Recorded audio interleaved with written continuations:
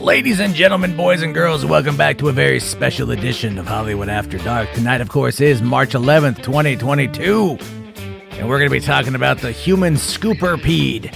That's right. Shit starts on top of the internet and it makes its way through a bunch of chum buckets who poop it out for the rest of the world to digest. We're going to be talking about that, Deadpool 3, Bob Chapek's foils as Disney CEO, and quite frankly, whatever the absolute fuck else pops up tonight here, Hollywood After Dark. Let's fucking go.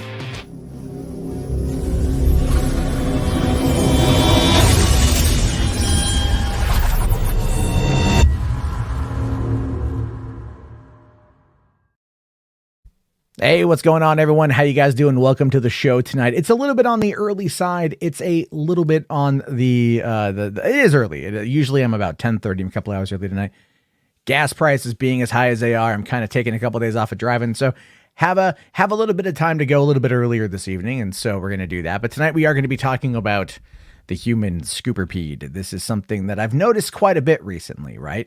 Where you have the trickle-down effect that pops up from the scoopers on high, and it makes its way through bullshit artists to the gullible idiots who like to sop it up and then poop it back out for the world to digest with very little context, and of course becomes quite annoying. That being said, it's going to be a fun night. We're just going to kind of dive into it here in a second. But first, I got to get my shilling out of the way because that's how I make this show support my very, very, very dangerous rockstar habit. If you guys haven't already, check out Podio Commentary, youtube.com/Podio Commentary, anywhere you get your podcasts. Also, I just dropped a new episode today. That is Encanto. I talk about Encanto for about 43 minutes. I love this movie. It's a great movie. Have some questions, though, about potential incest, but that's something you guys got to get to listening to the podcast. And then you tell me at the end what's possible, what's not. It's not a homework assignment, but it is a fun side activity if you're playing video games and you happen to enjoy Disney's Encanto. So we could talk about that. It might come up at some point in time. Plus, I have a very twisted sense of humor. Anyway, youtube.com/Podio Commentary. Again, anywhere you get your podcast, iTunes, Google Podcasts, Stitcher, anywhere. You guys get them. You guys know the drill. Spotify, that's a big one too. But all right. And then also patreon.com/MattJarbo. If you like the stream, if you like what I do here, if you tune in all the time, throw $1 to your Twitcher. Toss a coin to your Twitcher. How about that? Although I'm on YouTube, but you know what? The metaphor, it's a play on words. It's a pun. Patreon.com/MattJarbo. Thank you all very much. Okay, let's get into it here with the human ScooperPede by bringing in my guests Jimbo and RJ. Matt, what the fuck is this thumbnail? I'll tell you what. Yeah. What is this, dude? This is disturbing. What are you doing? I don't know how I feel about this. What are you doing, Matt? What are you doing? I'll tell you, man. I'll tell you. Why is Max in the thumbnail? What do you because do? I'll tell you why Max is in the thumbnail. So, and we'll talk about the Grace tweet from earlier today. And that has a lot to do with the fact. So I knew Grace had tweeted out this thing. Again, we'll get there. But and then I get a text message from Max, not a DM on Twitter, but a text message. And he's all like, "You're wrong. You're so wrong. It's happening. Batfleck is back." And I'm like, That's not happening. That's not happening at all. We don't know that, of course, because that's what Max likes to say. Well, I heard you put out a tweet, though, today, or you said it may happen. I said, could it happen? Possibly. Wow. Wow. Okay, here's the thing. I'll bring it up right now. Could this happen? Sure. All right. Like, sure. Anything could happen. But after the success of The Batman, it is unlikely that Ben will return. Sorry, but that's the truth. But could it be argued, though, that the success of The Batman bolsters the entire brand of Batman to where they want to make more Batman? Oh my! I hate that line of thinking because that's Warner Brothers thinks linearly. All right, like they've proven this at this point in time. They think linearly, and if they are now going back to the concept under Toby Emmerich of, let's say, what's the word I want to use here? Oh yeah, filmmaker-driven properties that aren't connected to one another. Then why exactly? The problem with that, though, is that we've heard David Zaslav has a different mindset than Who has said this? Who has said this? I could have sworn this was in an article somewhere that he talked about how his envision was more of some kind of like, supposedly this is making the rounds, that apparently he has a vision that's more interconnectivity. That's it. That's his whole line. Sure. That was a Mikey Sutton comment. Had to have been, or somebody else, because I can't find that anywhere. Hey, if anyone finds that, let me know, because I want to know too. I went looking, I couldn't find it. That's what I've been hearing, supposedly. I've been hearing it too, and this is the problem with the human ScooperPede. Is it goes through. It's a game of telephone. You know, how many things have come out of Sil and Mikey that have just kind of ended up in the conversation without anyone ever fact checking? And then to be told that's facts. That's not facts. That's rumor and conjecture. It's speculation until proven false or accurate. That's what I'm talking about. Yeah, I mean, the question I have, though, is how do you fact check scoops? Because scoops... You don't fact check scoops. You don't. You treat them like you treat any other piece of unverified information. That's why this whole stream is called the Human ScooperPede, but if it's true edition. Because that's how everyone justifies believing this. That's what you always hear. Well, here we go. This is what kicked it off today. All right. Grace here says, "You crazy Snyderverse fans. How you managed to stay alive is incredible. I now hear that Batfleck doesn't die in the Flash after all. At least not the most recent cut. June 2023. It's hard to do. And the Discovery merger is a long, long path indeed. We'll see what happens." That's not a confirmation of shit. That's not a confirmation of anything. Oh, no, but here's what I said, right? And I'm just going to be very transparent here, because I talked to Max about this on his own stream. It would be very hypocritical of me, I'm just speaking as myself personally, as someone who did believe what she reported in January. It would be hypocritical of me to not at least entertain this notion. Because, again, she did put out that information that many other people corroborated back in early January, that everybody said was accurate. Right. Okay. And so as I started on something different, potentially that same source, I don't know. And then I asked you today, did anyone else come out and corroborate those statements today? Because this statement from her was from this morning. She's 3 hours ahead of me. It's at least been over 12 hours.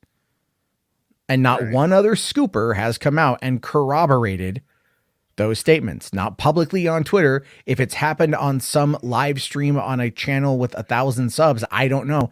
I haven't seen the clip making its way around. That generally doesn't tend to happen. Has it been reported on websites that cover scooping, like geekositymag.com?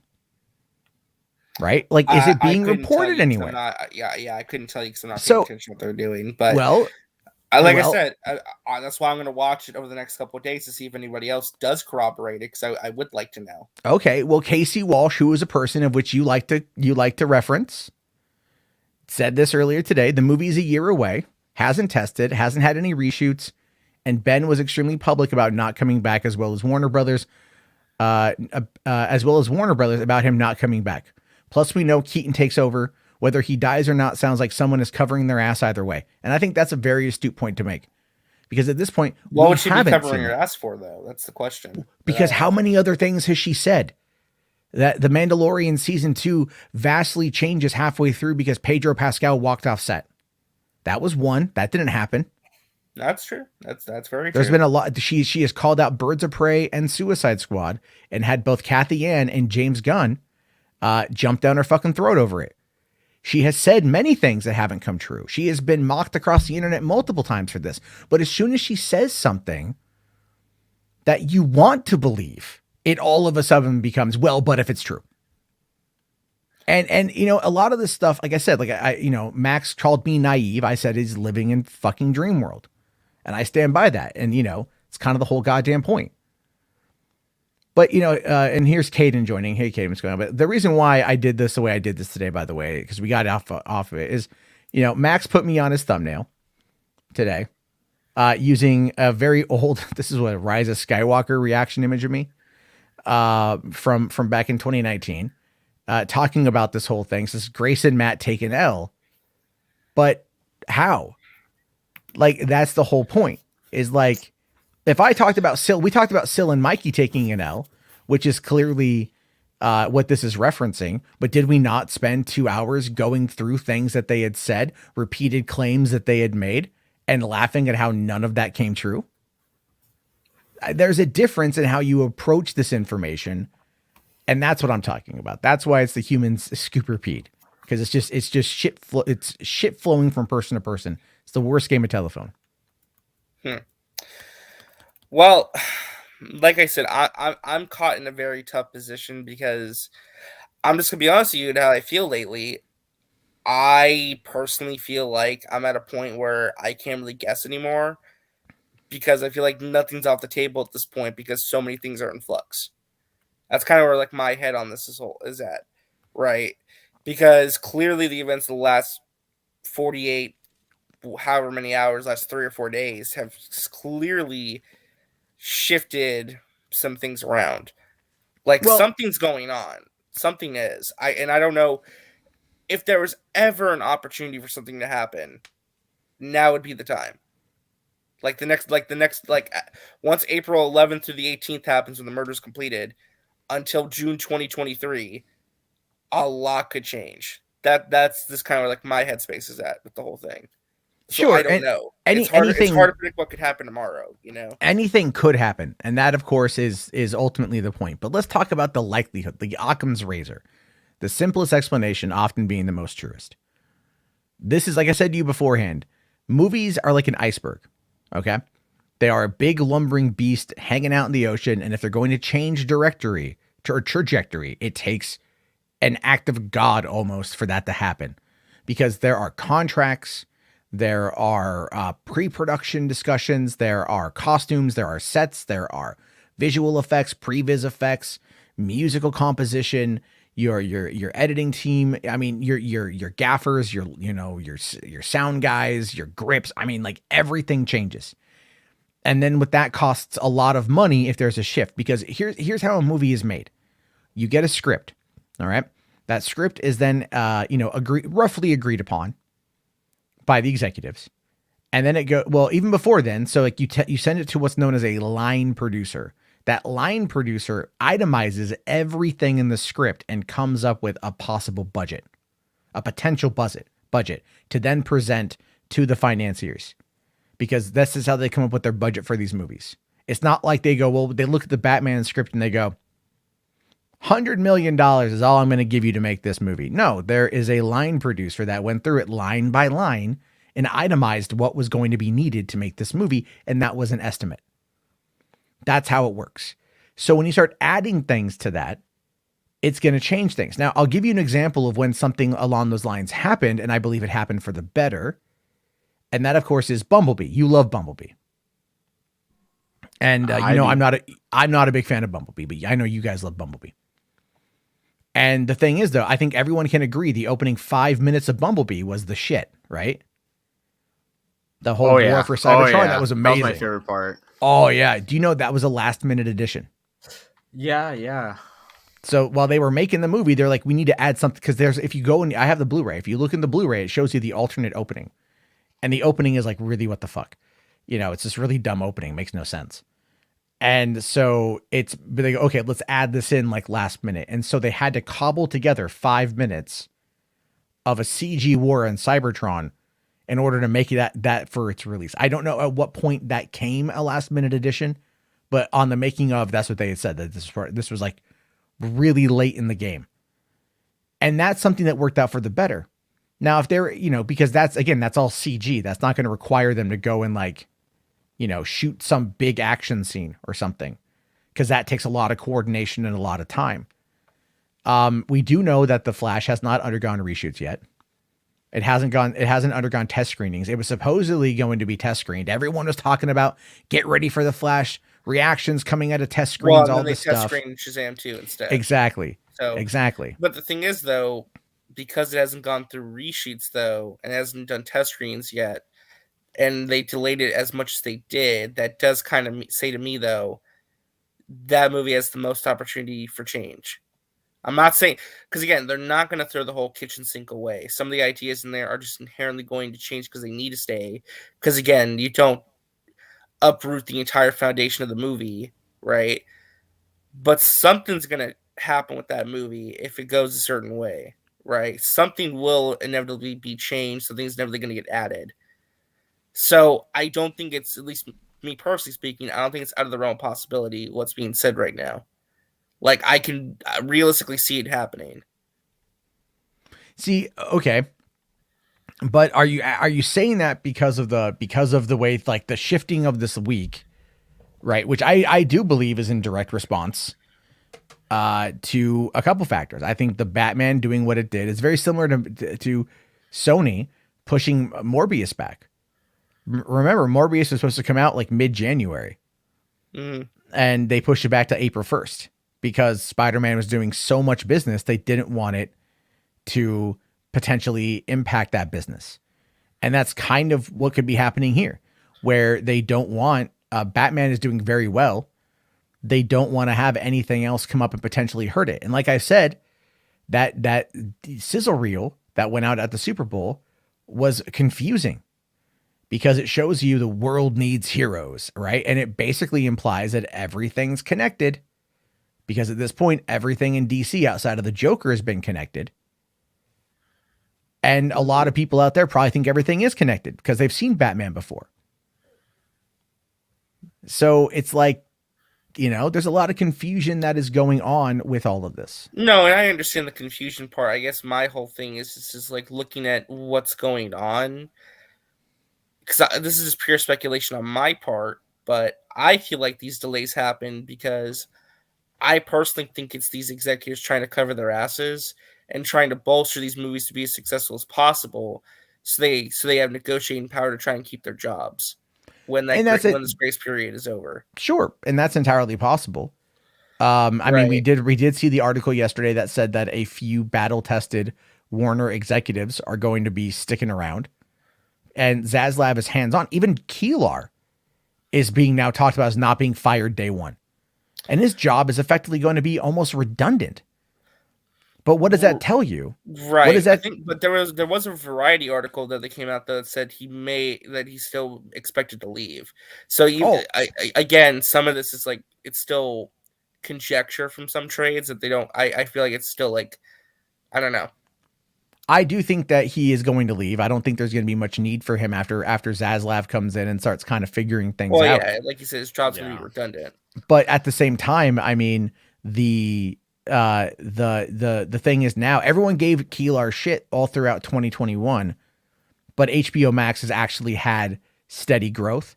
It's had good programming. It's had award-winning programming, and it started to basically kind of establish itself.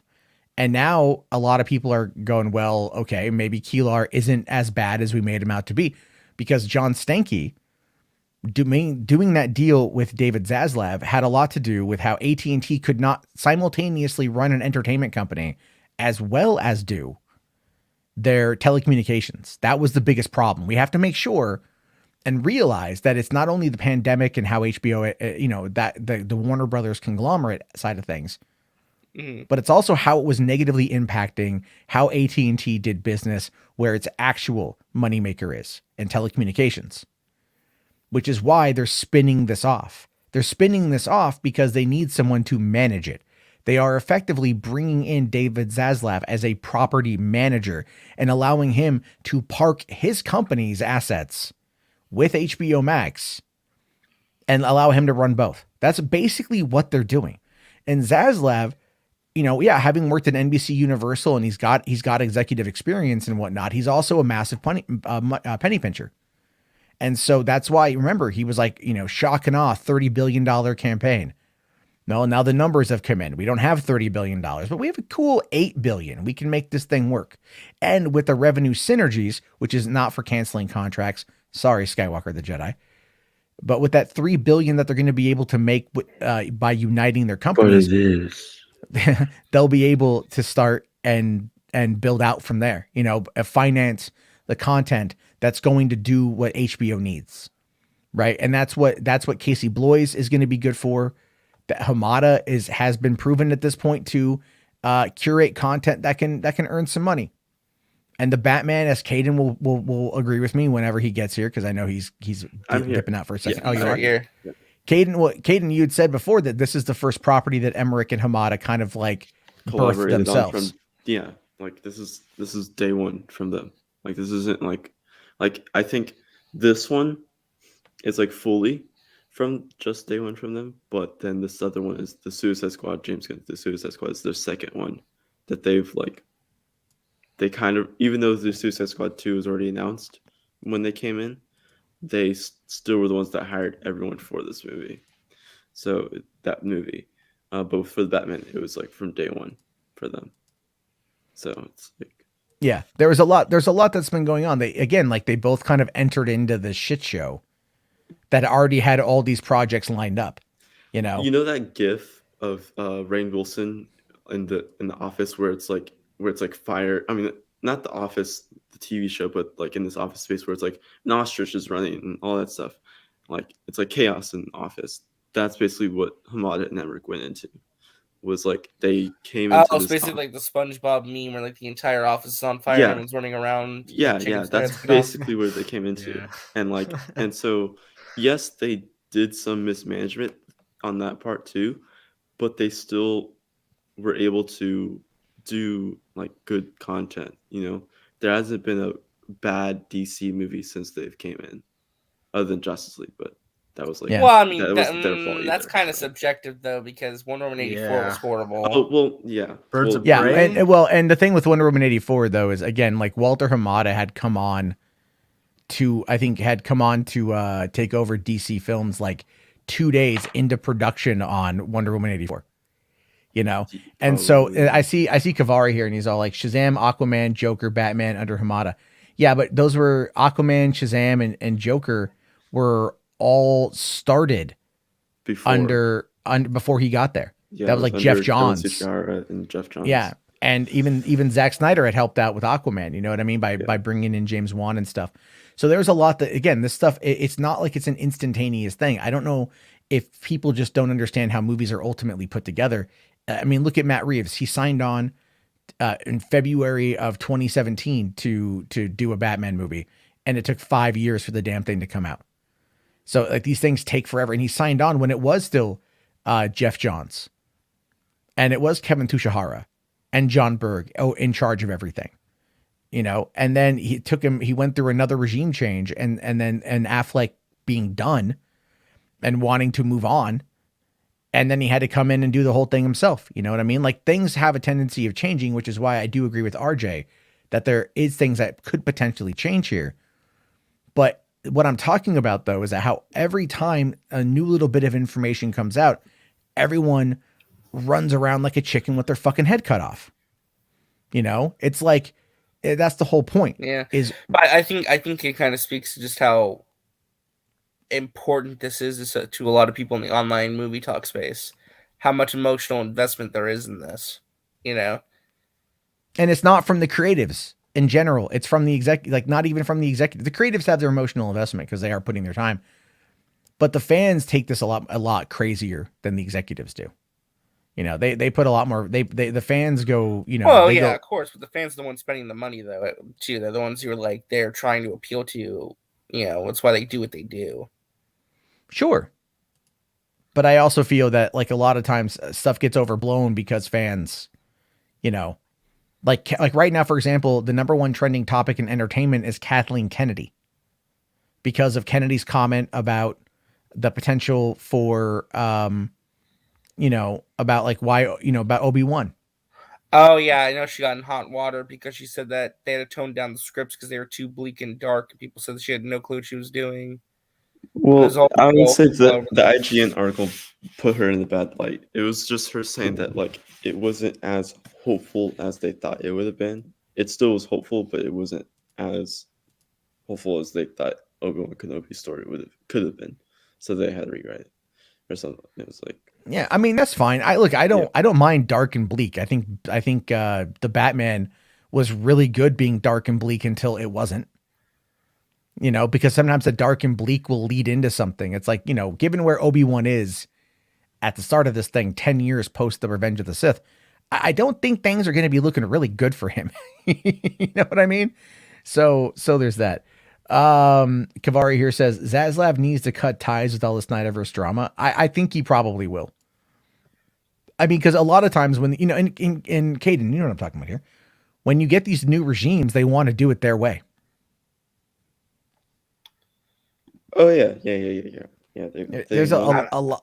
I mean, I think he's gonna. Like I said, it's just conjecture and speculation at this point. But I mean, the thing is too, is he gonna want to do his own thing? Absolutely. I mean, I think that you're going to see some of his influence, obviously, when it comes to like what they do in the mainline continuity. But at the end of the day, they also want you have to think of it too. This is just my perspective.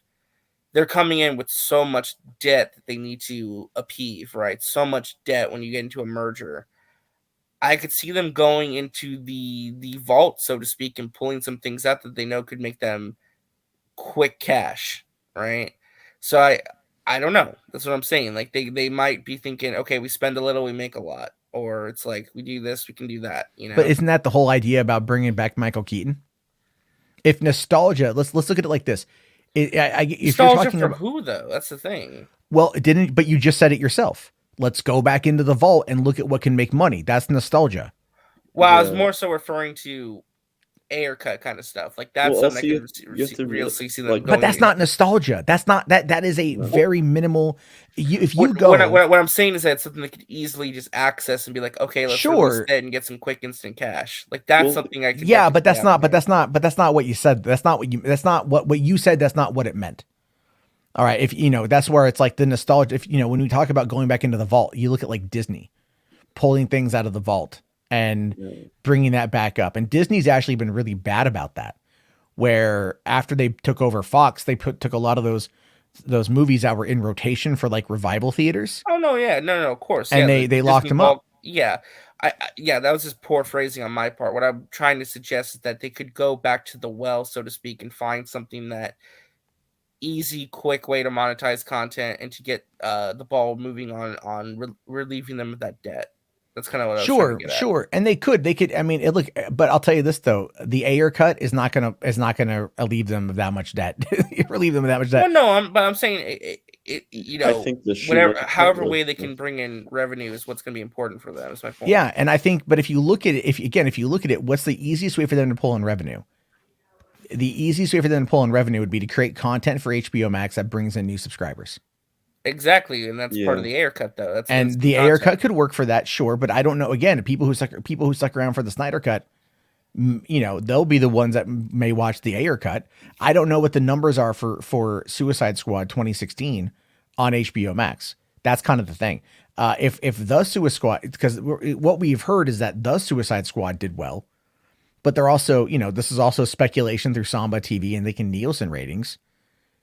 And then you've got, everyone looking at like, was it Diesel Labs and how they approach social media engagement, but that doesn't necessarily translate to interaction.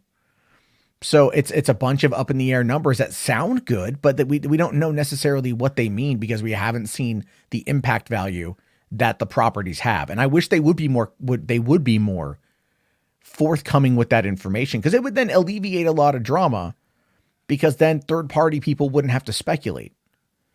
And then that ends up causing a lot of the problems, because when you have one third party analyst saying one thing and then another third party analyst saying something contradictory, it causes a conflict. Whereas if the company came out and just said, this is blank, this is what we've done, then it puts everything to bed. But they don't want to do that because, they keep their information. I mean, well, like with Netflix, for example, their algorithms are like intellectual property, Mm-hmm. That is how they how they factor everything is under lock and key. And that's trademarked as much as it can be. So, that's why they're not going to give you that information. They'll give you how many minutes are watched to certain things, and you can then kind of do the math and figure it out, get a rough estimate. But that's where the problem of it lies. It's a lot of fantasy football is really what it is. Yeah, we're really kind of arguing over like imaginary stats. We are, because we don't know.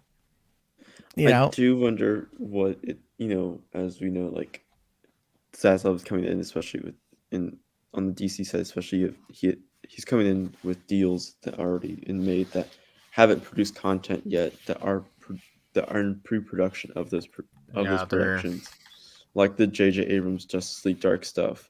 Like, I wonder how he's going to be like, oh, like he signed this deal like 4 years ago, and there's nothing yet. So how? Yeah, what's that? Also, the fan reception is another thing already about Yeah, that. and so I could it's- and outright you're- see JJ and- getting yeeted. Yeah. And you're just like the thing is like you're just now Oh, for sure. casting your Constantine just now, like you've just signed the papers for him or whatever, if that's a true Yeah, fact, that you know? that whole JJ deal was a bust, massive bust. Like, and also it's weird. That whole thing is weird, and I do hope that Justice League stuff pans out and it's not going to be as like J.J. Abrams-ified or whatever you want to call it. But we'll see. And also with the I honestly think that Ta-Nehisi Coates and J.J. Abrams movie is dead. Probably, most likely, I agree. Because you already have that Val-Zod miniseries that's going to be out. Which people are way more interested in. I mean, Yeah, Michael B. yeah. Jordan starring and potentially starring in that. That's going to be a much bigger Yeah. hit. And honestly, I think, and then other than that, like what other IPs do you have in the Warner Bros. Vault that you can be like, let's make a series for that?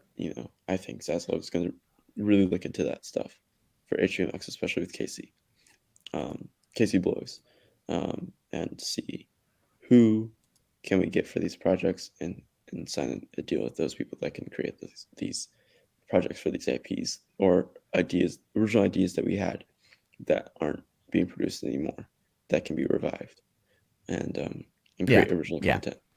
Well, I agree. I think Zaslav I think they have ideas. I think again they're going to look at what's popping on HBO. Right. And with HBO, it's not always IP stuff on HBO that does well. HBO is different than, let's say, Disney or Netflix, right? Like with HBO, they've always had critically acclaimed content, right? Like that's what they've always had. So they're not going to fuck with that. The most recent one that like is original IP is White Lotus and what's the other one? Mayor from Easttown. Mayor of Easttown. That won a bunch. I mean, Euphoria did Euphoria did really well, but that was on HBO Max and HBO. That wasn't HBO. That was on both. Oh yeah, but still, it was massive. I mean, it was massive. I need to watch it. Is it any good? I mean, great. It feels like it's just like glorifying teenage drug use. Well, it's not. It's not. It's very critical of it. Like that was funny. Like how Dare was like calling it out, but I was just like, you clearly don't know what this show's about. Like it's criticizing, like, Rue about her doing drugs. Like it's like every single person's like, it's not as bad as people think. So. Yeah, and then H Bart's here says that the Gilded Age is doing really well. Is that on HBO and HBO Max, or is that just HBO Max? I don't know, but then it's so it's gonna be interesting to see how Casey Blows and Zaslav work together on HBO Max. Yeah, we'll have to. I mean, well, I'll tell you, that's what I'm most interested in above all else is actually Casey and David Zaslav working together, because I know everyone's been focusing on like Warner's and like Toby and everything else, but look, man, Blois, I love Blois in this position, so I don't want Blois to like, get shafted or like allow him to have the budget. I think the DC stuff for HBO Max is going to be fine. I'm excited for Batgirl. I really am. I want to see what they do with it. Yeah, so. I mean, obviously, I hope for the best. Like I said, my whole position is something's clearly happening. Like I think you have to be naive at this point to think that stuff's not in flux. Something. I don't think so. On. We don't know. Clearly going on. No, but again. What did James Wan say in regards to this move? I know he said VFX. I know VFX, and also same with Deadline said with the Flash. The Flash. I understand that, but you've got to be. I mean, come on. No, you can't. You delay it that far out. You're telling me there's no opportunity anything could possibly change. But also, AJ, nothing could possibly happen. RJ, but you have to look at the way that if they put like what Casey said is that if you push back one film, you can't just leave the other films untouched. You have to push back every other thing. It's a domino effect. I understand that. But I'm saying, okay, seriously speaking, you don't think there's any opportunity doing any portion of reshoots or anything in post-production? They can be like, you know what? Let's see if we can make something work to add like a little something. I'm not I saying mean, I'm not saying you throw the whole kitchen sink away and change the movies and reshoot them completely. But you're telling me nothing could possibly happen? Not I'm not one saying I iota, don't. not one I addition, not one change.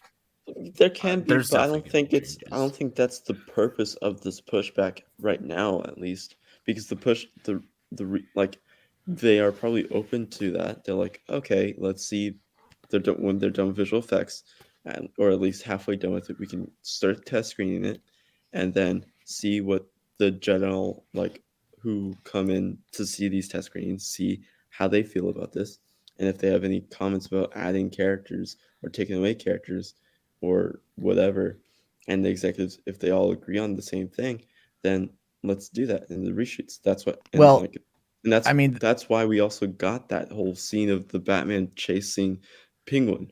That was like the first test screening that they did, was we need more Penguin and Batman together, and boom, we got that scene. That So it's scene is like, probably one of the best in the movie. So I mean, so it's changes it all aren't always depends on the negative. test screenings.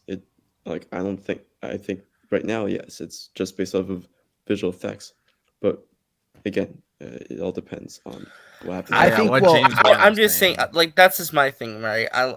I'm not saying it's gonna happen, but to act like there's not even a slight possibility something could change, I think is like, I think it's naive.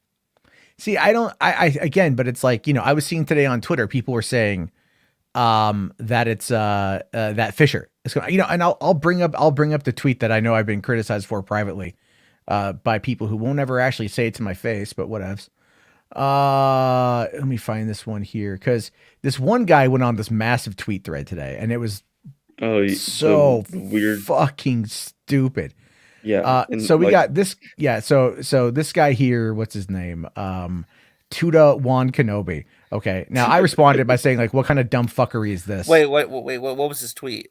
It's not just one, it's many. It's like it's like okay. a whole So, thread. yeah. Who is he? Like, I never heard of this guy. So Who is he? I don't know. He's the Same. founder of Game Jam Africa. I mean, like, good for him. Game jams are a lot of fun.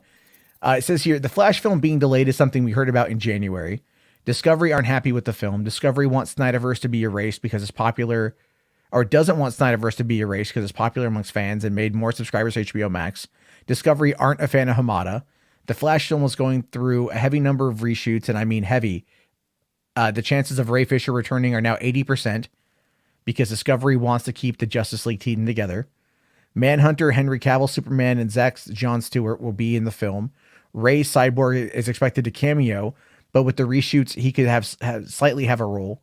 The characters Hamada tried to introduce are in danger of either getting shot roles or having their films pushed back. One of the reasons why Hamada isn't staying is because him and Toby have lost the DCEU around $500 million through Wonder Woman 84, Birds of Prey, The Suicide Squad. And as for the Batman, I'm hearing the budget is $200 million, but the marketing budget is apparently $200 million, meaning it needs $800 million to break even. Where in the fuck is this guy hearing this dumb shit from? Like someone said, is his source God? No, his source is most likely Like, Sil. what? Most likely Like, this is coming in from Sil. oh, probably. Probably. And look well, at 109 quote tweets. What are people saying? Hope this is true. Discovery about to turn Smoke back into a house and perform a resurrection. I love this one here. Literally not a single thing here is even remotely true. Some people disagree. I mean, yeah, like, where is any of this information coming from? Nah, good try though. Who's Adam Barnhart? Was this guy? He writes for Comic Book and Paramount. Yeah. And like, but so, like, Casey, I talked to Casey, he's like, I don't even think Discovery knows what the fuck the Flash is. Like, how would, yeah, see, like, here we go. Right. I think I remember hearing about a lot of this from Mikey Sutton and Sil Abdul. That's the whole thing. When we talk about the progenitors of look fake at the news. first comment. Look at his reply Oh. to it, though. It says But- they were the first to scoop the Flash being delayed, and Warner Brothers wanting to erase Snyderverse. People need to put some respect on their names. So yeah, this is Wait, clearly. it says Slim Mikey of the truth, but are you a scooper as well? What's the reply? Not at all. I'm not in the scoop business, just a movie fan. So, guy don't know shit, right? Guy don't know shit. So he's just saying what he's already heard from other people. He goes on this massive Twitter rant this morning. posing this all as being real. And then he's like, oh no, I heard about it from Sil and Mikey. Right. Right? I mean, that's all it is. here's the That's thing, if you're gonna do like a giant Twitter thread, why not like tag them and credit them since this is what they said? Like, Exactly. Why claim it as So your own? essentially, you're just stealing their Yeah, scoops, you're just right? stealing Kinda, And yeah. presenting it their like it's your own. information. That's And why that's I said so like what shitty. dumb fuckery is this, you know? Like Discovery doesn't do anything because they can't, not legally. The shock and awe campaign was propaganda, which is true. You know, I mean, you need to chill with this Twitter clout chasing bullshit. Like, cause that's what it is. Do you get any bad replies? You know, this guy here, you do realize Zaslav can talk to AT&T, who's above Warner Brothers, and just influence decisions if they want this deal to go through, right? Like, again, that is not legally allowed to happen. What about the show ones that says making offensive content? Oh, it's this guy right here. This guy bridging the geekdom, right? Like he spammed it. Like he spammed it on mine, and then he spammed it on other people's as well. And I just told him to stop spamming. He would spam my DMs on Instagram, like crazy, for some reason. Yeah, this guy, this guy, he's done it. If you check his profile, he does a lot of spamming. Yeah, you know? Yeah, but no, I mean, I'm genuinely gonna ask you them, Max. I would love to know. Just being honest with you, like, okay, honestly, is there even like, in your opinion? I mean, am I right on? Like, I'm not saying if I'm right. Like, I mean, is there not even a slimmer of a possibility something could change in post-production whatsoever? Yes. There's always a slimmer of a possibility. Like I said, I think I said to you privately, what I think is they're not I think Affleck is done. Okay. I think Affleck is done. I think people need to get that through their fucking skulls that I think he's done. Yeah. He has said it. The company has said it. He is happier doing smaller non-IP films. He even said jokingly, he's like, I don't even think a movie I do again is going to end up going to theaters. You know, like he understands that there's an ebb and flow in the career, and he's happy. He's with Jennifer Lopez. He's happier. He's, Jennifer working Lopez. on taco burrito, you know, flavored taco flavored kisses. Well, We're gonna get so canceled for that. But honestly, if they're smart and Black Adam is going through extensive reshoots or any kind of reshoots that are like massive, if they're smart, they get Henry Cavill on the phone. And if they're smart, but as I have said, and this is my theory, looking at the relevant data, if Danny Garcia, who is the agent to The Rock and to Henry, is also the producer on Shazam, Black Adam, Shazam 2, and the DC League of Super Pets. So she's a producer on the movie and also the agent, representing like the lead actor in at least one of those films. And she couldn't negotiate with Warner Brothers a standalone side contract through New Line in order to not count as one as Henry Cavill's mainline DCEU appearances. Doesn't that tell me that it's bad negotiation tactics on her end? And that there's been no movement on this for years now? Because when was it that he was in? It was 2018. Yeah. Right? It was 2018. It's been 4 years. Unless there was like a really bad negotiation that ended with like someone forming like a really bad grudge against Henry and Danny. I don't know. I honestly don't know. I don't know, because it's gone through, keep in mind that right after that time, that was right after the new regime change, is when that information came out. Because that was in like June or July of 2018, when that information dropped right after Hamada took over. And it's entirely possible at that time that they were like, no, we're done with the Snyder stuff. We're just going to, we're moving on. We're keeping Aquaman and Wonder Woman, and we'll do the Flash because we have, there's contracts for that and stuff. But they want to move on past that. You know what I mean? Like they could have done that. I don't know the inner workings of it, but it's obvious that certain things I would say have maybe changed with the Snyderverse, but I don't think it's what everybody wants. I think they put it out. I think it's a success, but I don't know if it made the money for Warner Brothers. For it to, like, again, it all goes back to that impact value that we talked about, and that's really what it is. Now I do want to get to, because HBars did drop a couple quick super chats here. He did ask here, it's like, this is big but if Affleck survives, what does this mean for the future? if he survives, then it could mean a potential return. I'll say that. If It they also- don't kill but him it's off, weird. It's weird to have Michael Keaton come back for Batgirl if Batfleck survives. But again, it depends on the context of the story. You could survive in a way where he's not going to be around in the new continuity, but he still exists, and then go back to him whenever. It's literally the multiverse. They can literally pull whatever they want out of their ass whenever they want to. That's kind of the whole reason you introduce a concept like that. yeah. I mean, I don't know. I think the multiverse concept is dumb. I think they've kind of scaled that conversation back now. If you've noticed, they've really kind of scaled it back from the last only fandom. multiverse movie that's gonna happen is Flash, and then everything else is just the only outside of the multiverse, outside of the DCU main timeline is the Joker stuff, and in the other DC Black Label villain movie and the Batman universe. Yeah, That's I it. do, and I still think they should connect Joker to Batman. And I'm not trying to go down that path of an argument, RJ. I still think they should do it. However, they're not, and that's fine. I love both movies. I love the Batman. I fucking adore the Batman. It's such a great movie. And that's where I think they should focus on. I think they are focusing on with the Batman 2, the Penguin show, the Arkham show, the Matt Reeves produced. And I agree. But if you're smart, I think you try and focus on multiple avenues. No, Why you can't. close No, you yourself can't off? do that. It doesn't work that way. If one's auteur focus was Because like one auteur but director again, focused on the making money, this world, the money, says interconnected universe, like a the massive money. one of Exactly, multiple it says heroes. that, and they should have done that, but they didn't because they're dumb. But now they're going back You to the could do it drawing board. now. You could do it. They now. should do it now, which is why the Joker should connect to Batman. Well, no, not that, but yeah. That would be funneling $1 billion I'm movie. not talking about a Batman interconnected universe, dude. I'm talking about a DC interconnected universe. DC, like, DC is bigger than Batman. If you ask a lot of people right now, and I've asked people too, people have commented on it, whatever. If you ask people, do you want an interconnected universe? And I hear people say, I want the Batman in his own universe and everyone else in the other universe because the two don't like thematically line up. They can though. It's worked before. Well, has it?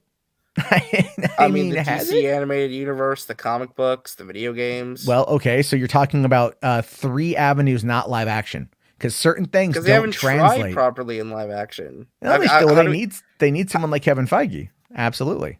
Well, of course they do. We've been talking about this for like the last 6 years. Oh, I know, and we'll keep talking about it until they get it right, because one day they will. I'm hopeful they will. I'm hoping I'm not on my deathbed and then it's like they go, finally Zack Snyder's Justice League 2, and it's like, ah. And like I said, I'm not trying to drink the Kool-Aid, I'm not trying to flip-flop, but it's just like I think that I honestly believe, like deep down in my heart, something's going on. And I'm not saying that it's happening, but I would be very naive and hypocritical not to look at this, be like, okay, I got to keep an eye on this, like my previous convictions and beliefs are clearly not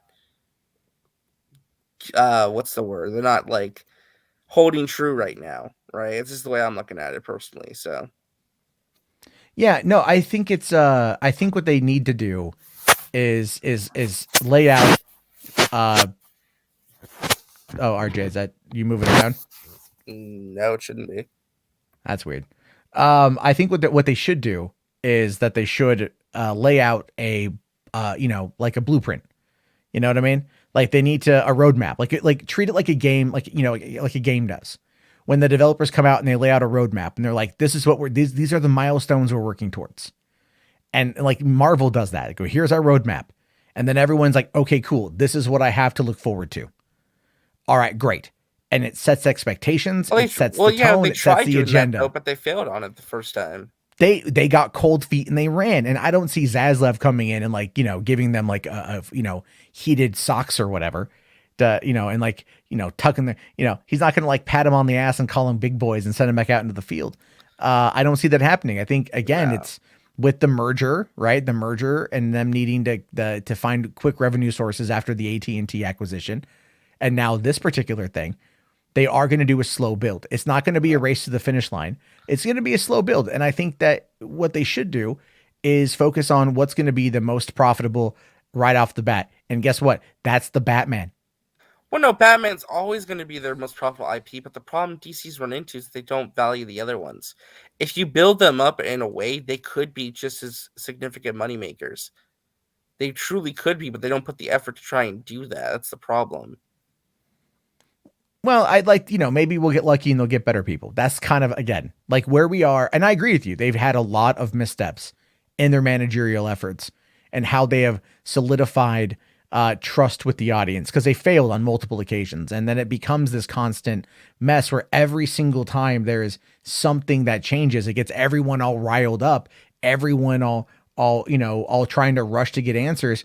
And then you get shit like this, the human ScooperPede.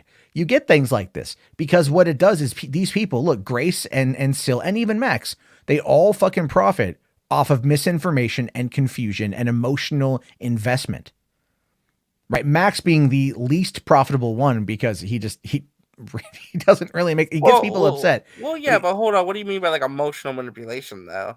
Are you kidding me? All that shit's emotional. When it comes to Max. Oh my God. Everything he does is emotional manipulation. Everything he does is emotional manipulation, RJ. How many times has he done a live stream, right, where he goes in there and he riles people up, right? You've gone in there before. Well, hold on. Let me explain.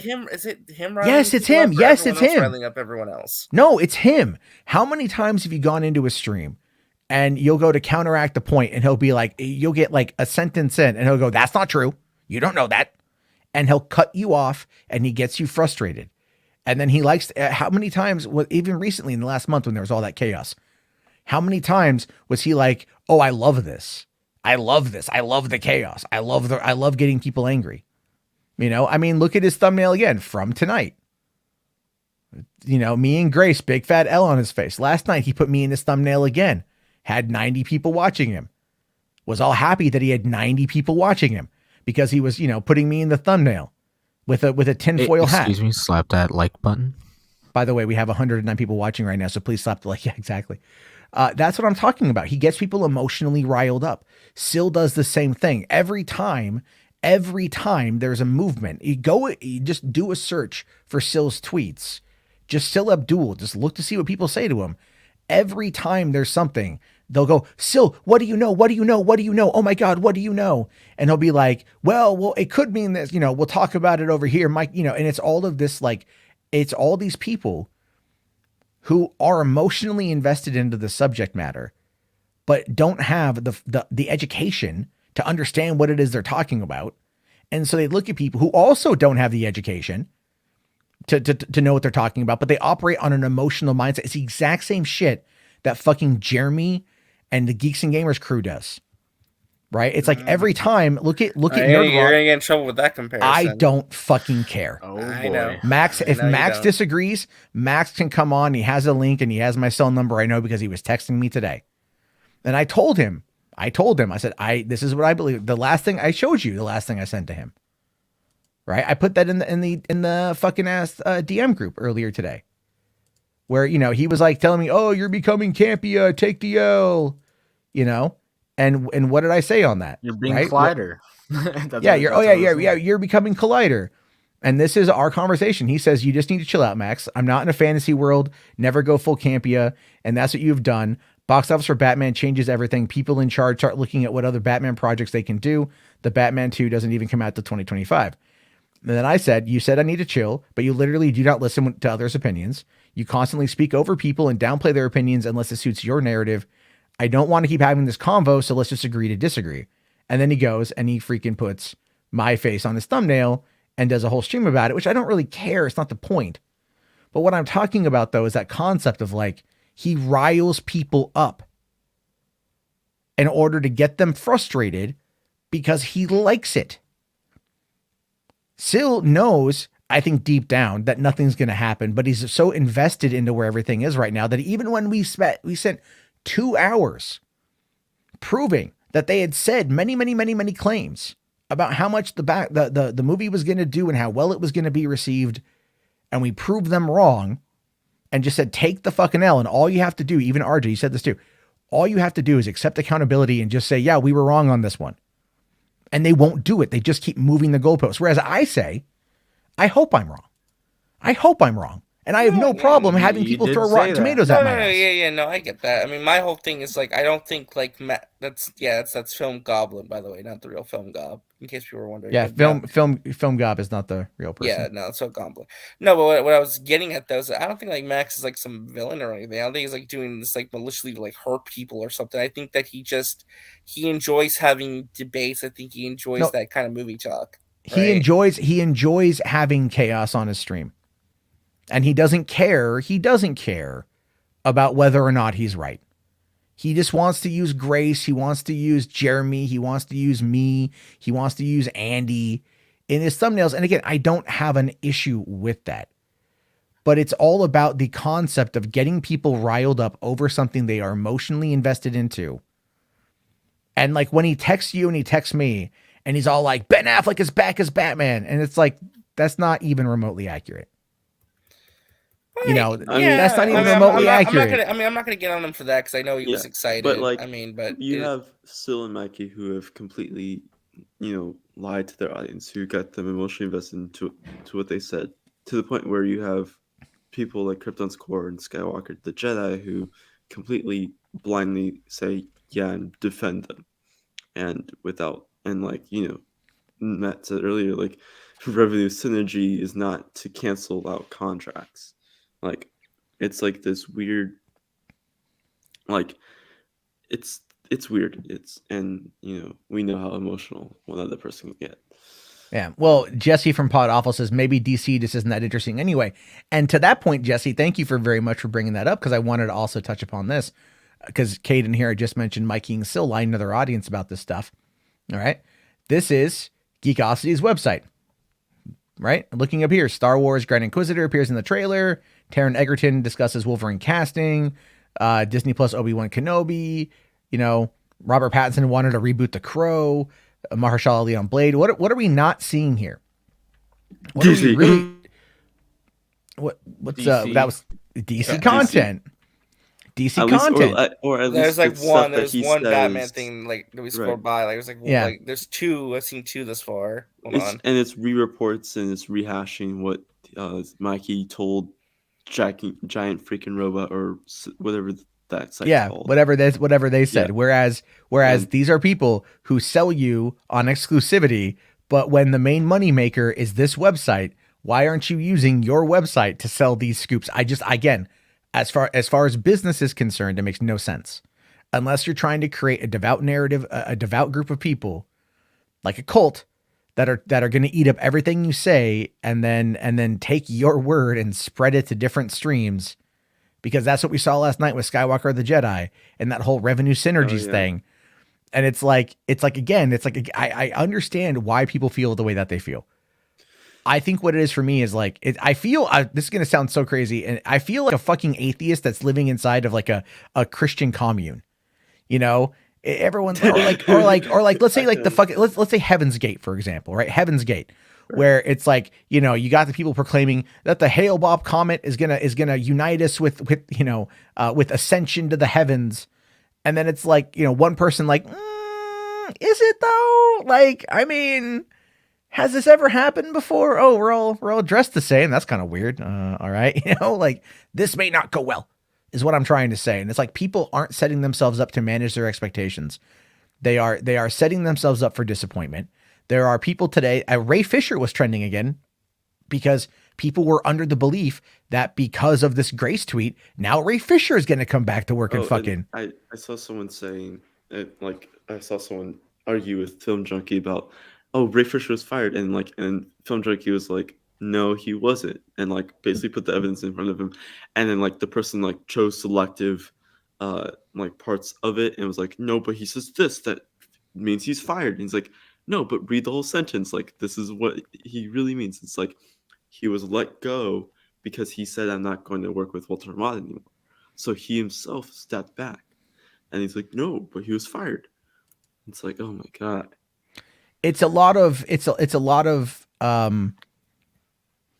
at this point I view it as it's just lying to people.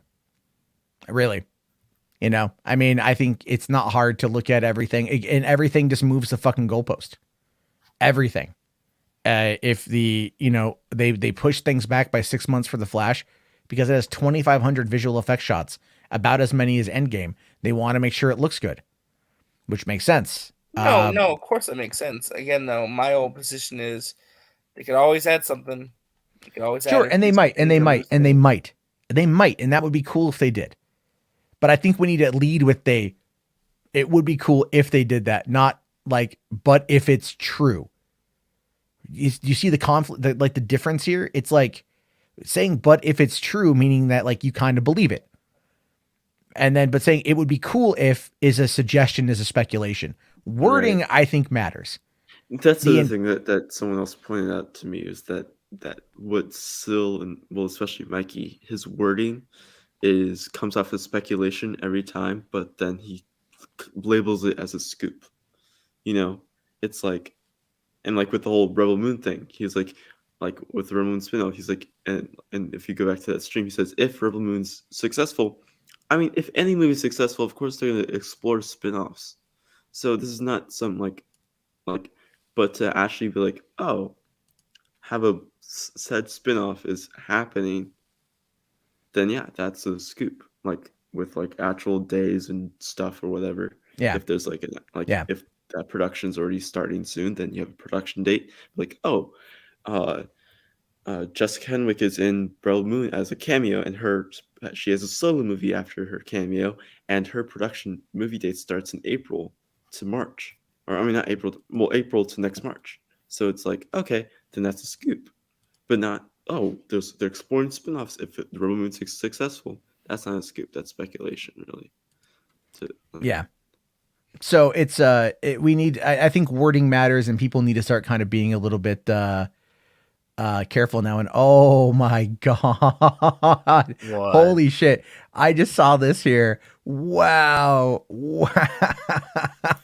Oh yeah, you just. Oh yeah. Oh, did you not see dude, Axel's comments on it? No, dude. What the fuck, Andy? That's fucked up, man. Dude, I saw that quit pop up last night, but like from like some know nothing account. And like that's not cool, man. Even I wouldn't have made that joke. You know what I mean? No, that's like, terrible, dude. What the hell? Dude. That's just I think Andy needs to keep his mouth shut before people open theirs about certain things going on. Dude, he's already getting canceled. I don't think he gives a shit at this point. I think he's like, whatever the fuck. I don't care what I say at this point. What the fuck? Sorry, like, dude, like, why would you come in? I say stupid shit. That's a horrible thing to say, dude. Like, we talked. That's a horrible thing to say. You're talking about a person who clearly had an experience and whatever, and a person who faked their experience. So it's like,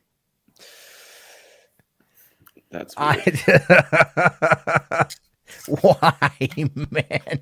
I didn't know that. I had no idea that he had said that. Trying to equate Ray Fisher to Jesse Smollett is ridiculous. Yeah, that's pretty bad, man. That's pretty bad. What are some of the comments on this thing say? I guess like he tag Jody's Corner in that one? Oh, he didn't. Maybe in a follow up. Oh my god.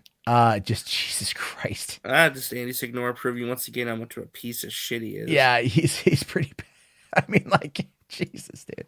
Anyway, a couple quick super chats, we'll move on again. I think we all can agree to disagree on this in certain areas. We all want to see more things happen, but it's like, just do it. And like, just let us know what's happening at this point. Like Spider-Man. Did well. Like a Max roasting session, but it really turned into that. Oh well, no, Max is a fucking moron too, and I would. Come on! I'd say no, because I'm tired of the emotional baiting. Have an honest conversation about it without cutting people off, or finally shut the fuck up about it. That's what it is.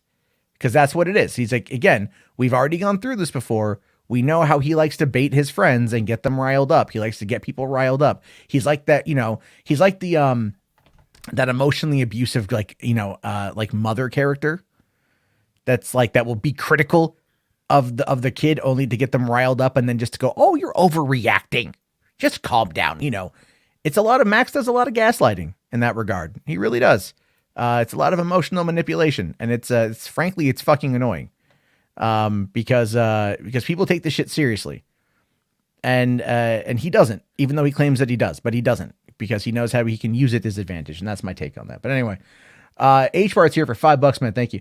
Says this is fake Sill stuff, but like I said, if it's true, which is not, I'll eat crow. I don't think they'll eat crow. I don't think they'll take the L.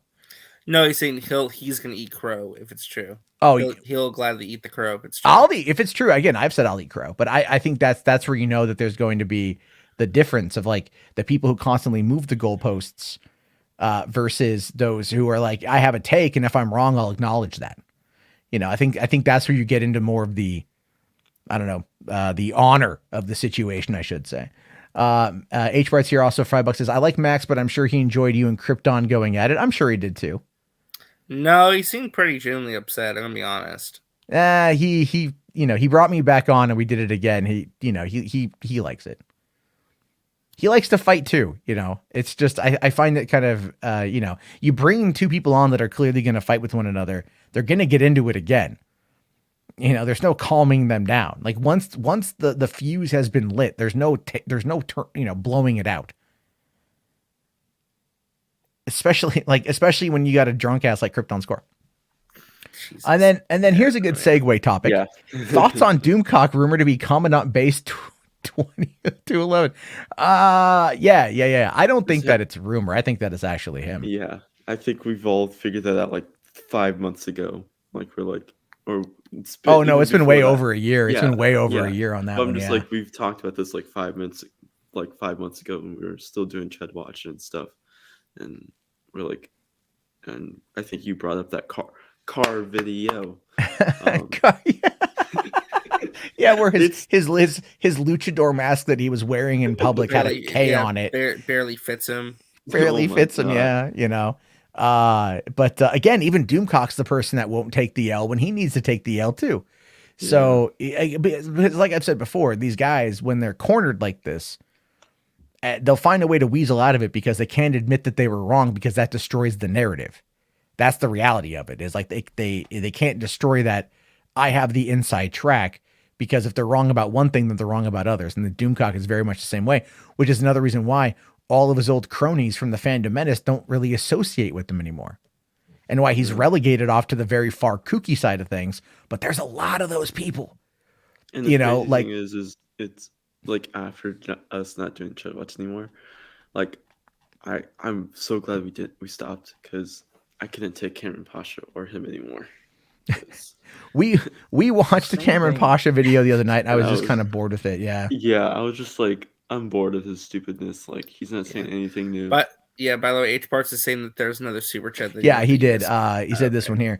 DC is like WWE pushing the same guy instead of building new talent. Yeah, pretty much. Yes, they keep pushing Batman instead of anybody else, and it sucks. Even though I love Batman, as Batman. Yeah, fan. I think I really feel like the potential is there, man. They can make so much more money. As I have said, I think their best course of action, it's two things. One, scrap everything coming out, push it on HBO Max, and then focus on the Batman. Or two, you take the same kind of money they put into DC League of Super Pets for that animation and create the actual DC animated universe for theatrical release. Start taking on Pixar and Disney, because they haven't put out Marvel animated films. The only Marvel animated film they put out was Big Hero 6. But that was still a Disney movie. It wasn't like the Marvel connection was like super vague. Well, it was just because it was a Marvel comic book, a Marvel published comic book.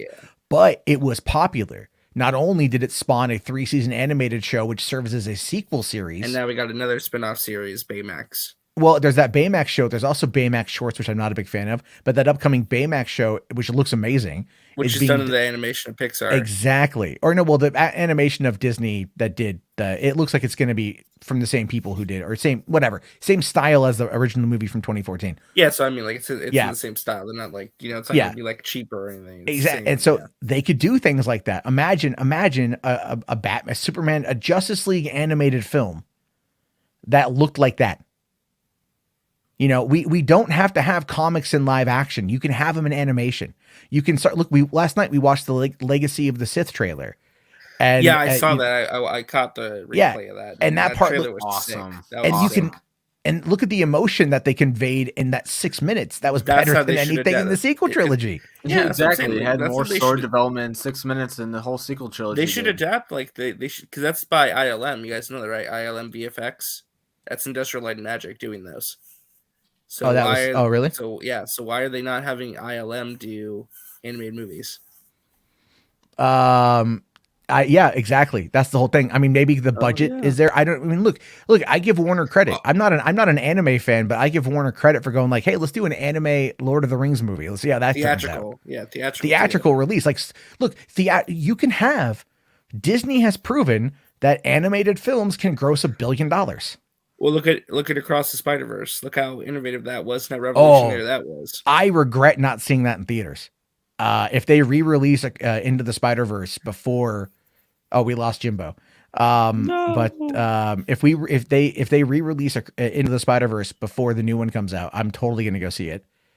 I think Across the For what? Spider-Verse is going to do a lot better than the first movie, personally. 'Cause I think the Yeah. audience has like grown tremendously since the first one. Well, it Because the won first best. one a lot. Yeah, Because the first one, a lot of people discovered on streaming. Because it was like They did. one of Netflix's most And popular some people movies. Yeah. consider that one like their most favorite like Spider-Man movie. it is. I will admit, it's one of my favorite too. Yeah, it is. It's like my I top- love one of my that top fucking three. movie. Yeah. So I'm like, it's good. I can watch it with my kids, so it's not like it's not like it's too dark. It's mature enough. I love that it touches upon the father-son relationship, which is kind of a staple of all Phil Lord and Chris Miller. It's a lot about parental relationships, like, whatever, with their Which is movies. why I Like, was surprised in the After Party show there wasn't much of a parental. well, No, I mean, never like, mind, but they're was, comedies. never They're mind. live action comedies. Yeah. They're like 21 and 22 Jump Street.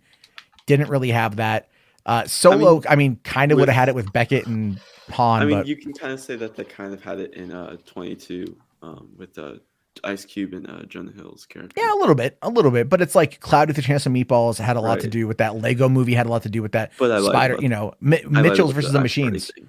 I Also- can see it in After Party now. Mm-hmm. Yeah, Mitchell's versus the Machines also Yeah. had a lot of like, it wasn't father son, it was just daughter basically father, but it family. was it was family dynamic, and it worked out well. So H Bar here for $5 money. Thank you. Says, I just saw Zeno text in the MMA group that Aaron turned to your side, Matt, and he's pissed off at me. Oh, he's saying Aaron World Order turned. Aaron, to the dark side.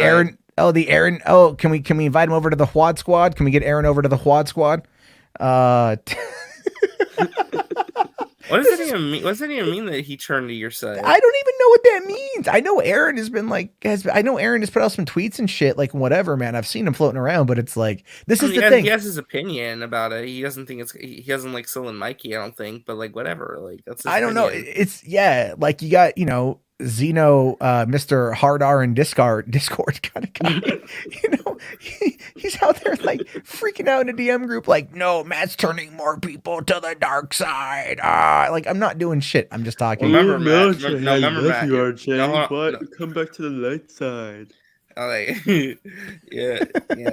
Drink another bottle, man. But no, Yeah, there you go. Like, he's pissed at you. Like, he's yeah, always pissed at me. Well, he probably Yeah, thinks you're grooming another young person, Matt. Yeah, You're I know. grooming these That's an impressionable accusation that I got males. from that idiot too. Yeah, that I'm grooming at younger people and shit.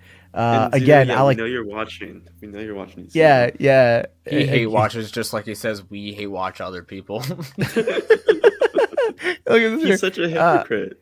Yeah, look at H Bar Zeno. We know you're here. Hans, we know you're watching. Because what else does Spherical Man. Zeno do? Zeno Yeah. R. None of Sil and It's Mikey like- are probably and watching it's right like, now too. Probably. Oh, hi. Probably. Hi, Sil. Hi, Mikey. I know they're all watching. I don't care. That's the thing. I don't give a shit one way or the other. Let them watch. All I'm saying is like, look, this kind of crap is like, it is emotionally exhausting at this point. But because again, everyone gets riled up, and then I'll admit I'm part of the problem, because then I feel that urge to come in and like, all right, here's a cold bucket of truth and facts and reality, but then I'm the bad guy because I put myself in that position and everything else. But other than that, like, there has been some interesting stuff today. Like, you guys want to talk about some corporate drama? Sure. Chapek is kind of coming under fire now. Yeah, I mean, you've been covering this for like the last couple of days, and now it's kind of blown to the point where he actually had to apologize, and they're pausing all political donations in Florida, which is like, oh shoot, that's how you know it's basically admitting, yeah, we fucked up. Well, as I came, Skywalker Brian, who comes in here all the time, him and I were talking about this today, and I was telling him for days, like Chapek is a conservative, and Chapek has said that he feels that Disney has been too liberal, and there has been elements of that could potentially alienate half of the country that is not liberal. And given the political climate over the course of the last couple of years, that divide has grown. And so the more company looks one direction, the more it kind of looks like they're alienating or ignoring other people, which are a large part of the monies gained by the company. So I see from that perspective what Chapek was trying to do. The problem, though, is that like now he's stuck in this damage control mode. But I personally think this was always part of the plan. And I'll tell you guys why. Because it's always easier to beg for forgiveness than it is to ask for permission. So when you have a CEO that comes out and he fucks up like this by taking not a public stance, because he knew that there wouldn't be anything that they could do to stop the Don't Say Gay bill from happening. Not one thing. Pulling their donations wouldn't do shit. Coming out publicly wouldn't do shit. It was something that was an inevitability because of the way Florida is structured. So he comes out, he doesn't say anything about it. Everyone gets mad. And then he goes and he says, I'm sorry, I fucked up. I'll do better. When there's no position right now to do anything to change it. Yeah, I mean, it is kind of lip service in a sense. I mean, it's just kind of saying what people wanted to hear. I mean, at the end of the day, actions over the next year or two will speak louder than the words we're getting right now. Oh, no, that's very true. I mean, like, he's, you know. I know he put out that giant letter apologizing to the LGBTQ community and the employees at Disney who are still protesting, and they're very outraged and upset with what's going on. So, well, this is what he said in a message today. To my fellow colleagues, but especially our LGBTQ plus community, thank you all who have reached out to me sharing your pain, frustration, and sadness over the company's response to the Florida Don't Say Gay bill. Speaking to you, reading your messages, and meeting with you has helped me better understand how painful our silence was.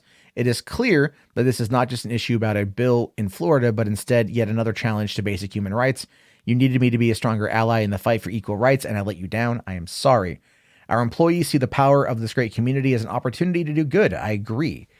Yes, we need to use our influence to promote that good by telling inclusive stories, but by also standing up for the rights of all. Starting immediately, we are increasing our support for advocacy groups and combat similar legislation in other states. We are hard at work creating a new framework for our political giving that will ensure that our advocacy better reflects our values. And today we are pausing all political donations in the state of Florida pending this review. But I know there is so much more work to be done. I am committed to this work and to you all, and will continue to engage with the LGBTQ plus community so I can become a better ally. You will hear more about our progress in the coming weeks. I truly believe that we are infinitely better and stronger company because of our LGBTQ plus community. I missed the mark in this case, but I am an ally you can count on, and I will be an outspoken champion for the protections, visibility, and opportunities you deserve. And that's a good statement. It's a good statement in my mind. Yeah, it's a very atypical corporate response to controversy. Again, it's just the actions of the Walt Disney Corporation going forward will speak louder than words. You know, because did you read the letter that that Pixar Studios gave to Disney? Yeah, we looked at that yesterday. Okay, yeah, because that was very eye-opening to me. Where they were just like, we've been trying so hard to include more representation, and you've shot us down so many times. And I'm just like, and you know what I said to that? They're a global company, and that's why they do it.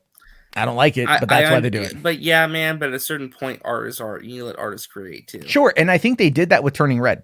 There's actually a character in Turning Red that I think is gay, and they kind of subtly showed it. But is that a viral clip going around I saw where like there's like a dance scene? No, there's a dance scene. Well, there's a dance scene that happens. A dance scene between like two girl characters, and the other girl's like cheering her on. That people there's dancing, and there's like a whole part where she's like, "Mom, I gyrate," you know, and it's the mom's like, "Ah," you know, like it's a lot of weird. No, there's a boy character that you don't think is one way, and they kind of insinuate there at the end that he might be, you know. but you know what I again, mean, though, but like, it's but it's they're not. trying Yeah, harder to do more. sure, sure. I mean, from what we heard in the Lightyear movie, they do have an overtly gay character. Like it's not like a supporting character in the movie is openly gay, and there is more Disney animated movies. And this is what Grace said. So I mean, again, it's take with a grain of salt on the human ScooperPede, but it's more so just the idea of they're trying to be more inclusive going forward, but it's taking a long time. I think longer than they were hoping for. And I feel for them because like if they feel like their art's being trampled on, that they can't do what they're trying to do as artists, I can understand that. Yeah, it does suck. I have a feeling that they need to just, like, as I've said, and I just to reiterate this, add it to the movie. Don't say a fucking word about it, and just let it sit. And typically, it feels like that's what they've been trying to do. It feels like, but I mean, it's like but they do it in a way to where it's like they can cut it out. That's kind of what we do see, unfortunately, with this kind and of I feel stuff. bad for Pixar too, because out of all of Disney studios under the pandemic, they've been kind of treated the worst, in my opinion. Yeah. Let's see. Okay, real quick here. I just there's a super chat from James. What's up, James? Oh, okay. He sent me the link. Thank you. I was just trying to find it on the website here. So according to James, he says here, check out the Pixar leaving Disney article on small screen, Chapek being Chapek. We did touch upon this last night a bit, but just to kind of look here at what they're saying. So this is written by James. Oh, so he's shilling his own article. Ooh. Hey, he paid $5 for it. Paid the $5, man. You know what? Just for disclosures purposes, this is this is sponsored content. Right. You're being sponsored to cover this article. There we go.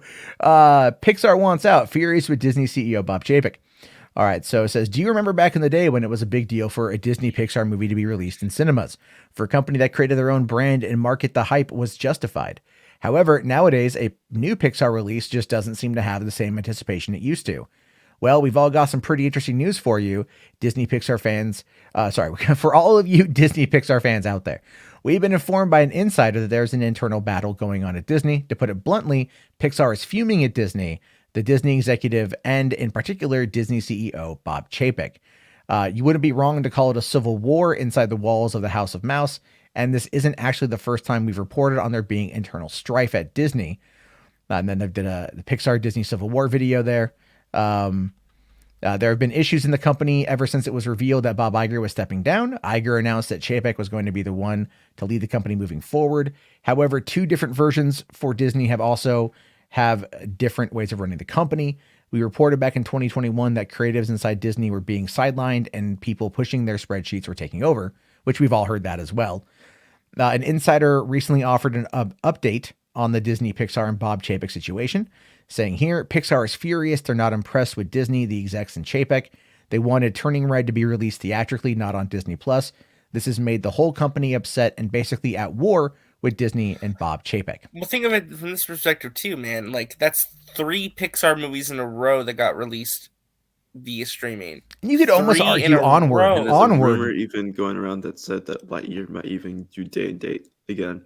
If that happens, man, I would be furious. If Lightyear goes like Disney Premium, that'd be ridiculous. I mean, it's going to make a lot of money. I'm still seeing it in theaters though. Like, I'm not going to miss Lightyear in theaters. I would. Perfect. If that happens, I would riot at Pixar. Like, if I was a Pixar employee, I would just start getting the pitchforks out because that'd be ridiculous. Like, that movie should be theatrical only at that point. But yeah. Well, we've had protests at Netflix, Disney, and if they do this, we'll get one at Pixar. Okay. Oh, James here says this article was based on a video script I wrote. I'm like, okay, I'm like trying to read it. I'm like, that's all right, buddy. That's all right. So they do go on to say here, just to talk about their quotes. They have been having internal strategy and crisis control meetings at Pixar as they see this as a huge problem and it's just getting worse. Pixar is not a direct-to-video studio. Their movies deserve to be in cinemas, and people at Pixar are not pleased about the direct to Disney Plus release. Their decision to release Turning Red to direct to Disney Plus was a strategic decision based upon rising Omicron cases in the US and across Europe. Disney also looked at box office takings of other similar movies like Sing 2 and decided that the returns for Turning Red theatrical just weren't viable. Now, Sing 2 has actually done pretty well Well, that's that's what I'm saying. Scene 2 did very. I mean, look at Encanto. Encanto was released for Thanksgiving theatrically. It did okay, and then it blew up on streaming. Like, why not at least Yeah.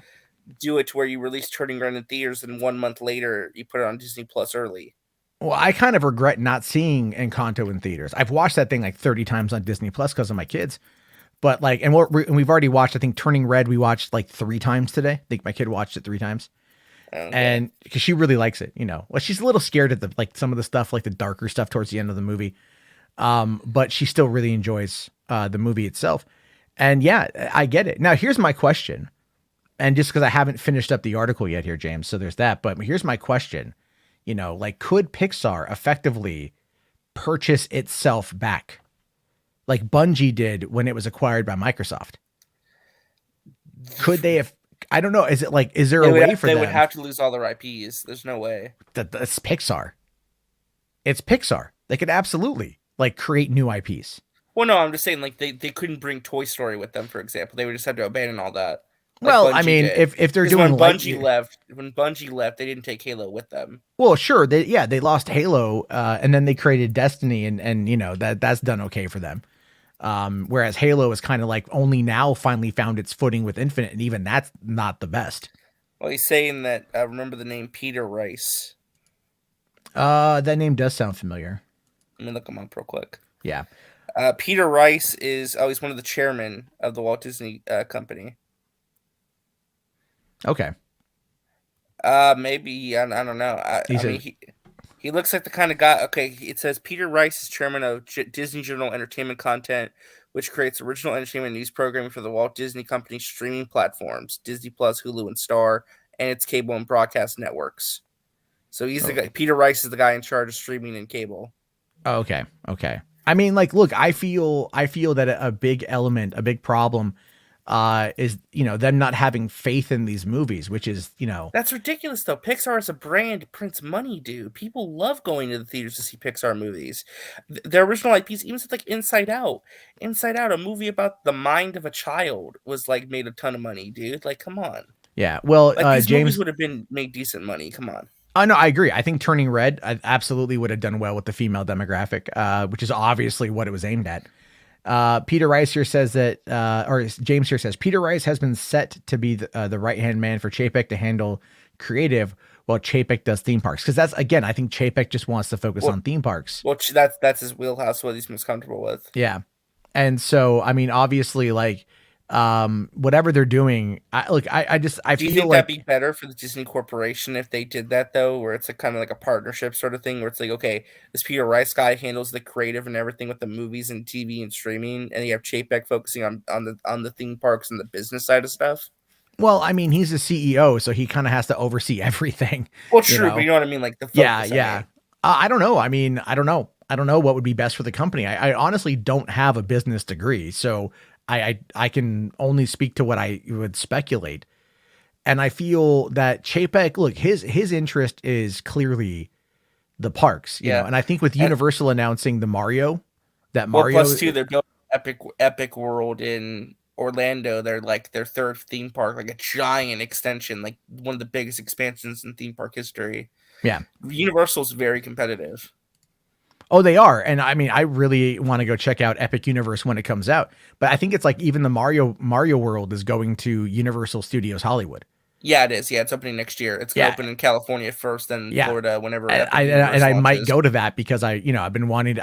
When I lived in LA, I never actually went to Universal Studios. Oh, dude, I went there when I was a kid, and they had the freaking Doc Brown chicken stand with the Back to the Future ride. That was great. Great memories. Well, did I ever tell you I used to go to a scriptwriter meeting in the Universal backlot? Oh, really? Once a month. So I would get a pass to go onto the lot once a month, and I would walk to from the parking lot over to the meeting room. And there would be like the tram that goes behind, right? The tour. And so as you're walking, people are going to be looking at you like, oh, are you famous?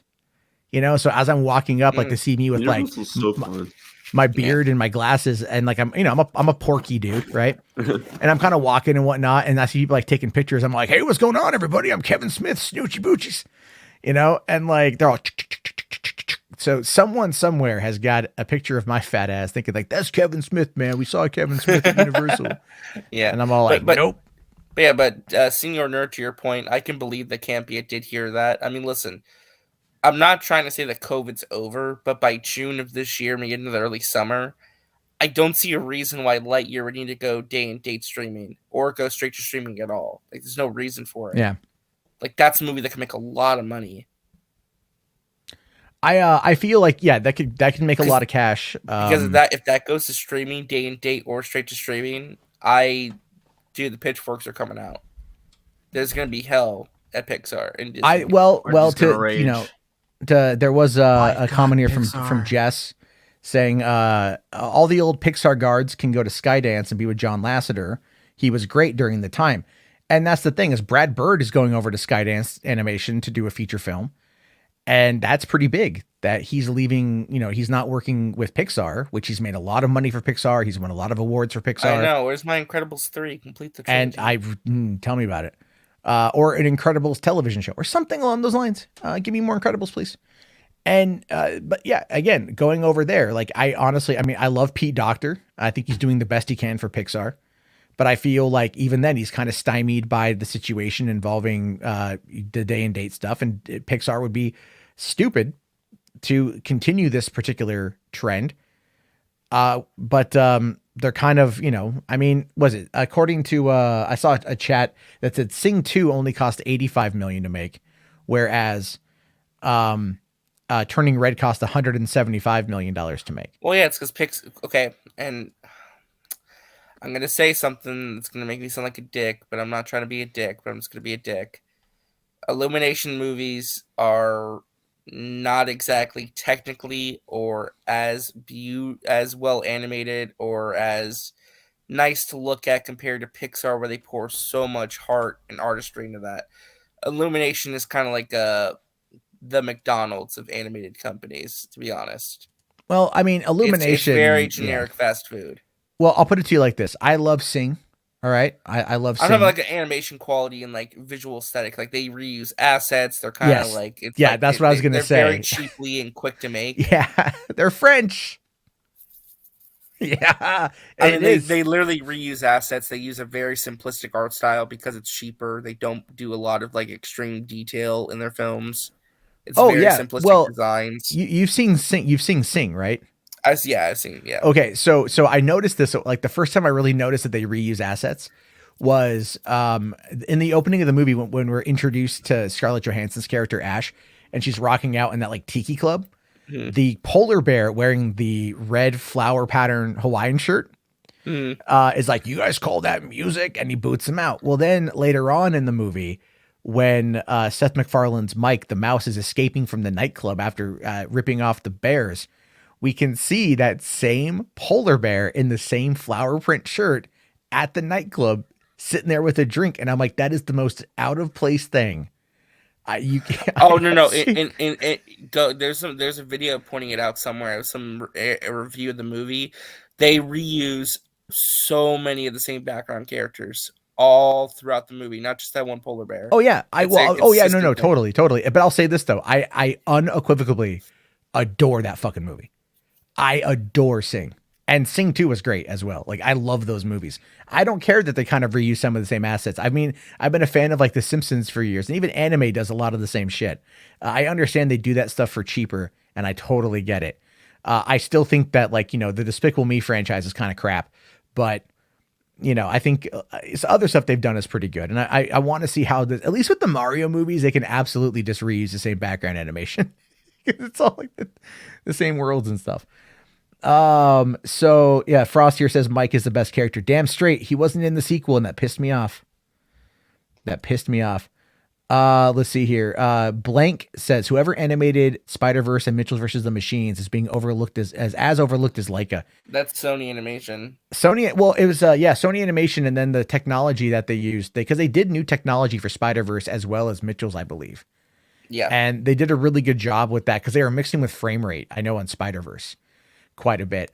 Part of it, the way I see it, is like, I love Leica, but their films are hit or miss.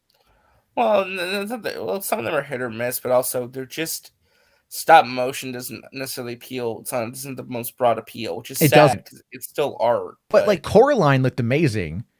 And then you get to the box trolls, and the box trolls was like very harsh lighting and very like bleak setting. It's a very bleak setting anyway. Well, yeah, that was like purposeful for artistic purposes. Sure, but then you get to like what was the other one that they did? The they did Paranorman, Box Trolls, Kubo and the Two Strings. Yeah. Or whatever that's called. Kubo was gorgeous. Kubo was absolutely gorgeous. Kubo was amazing. I think Box Trolls was their only miss. I did, but I'm not. When I criticize the visuals of Box Trolls, I actually think it's one of my favorite that they've done. My favorite is Paranorman.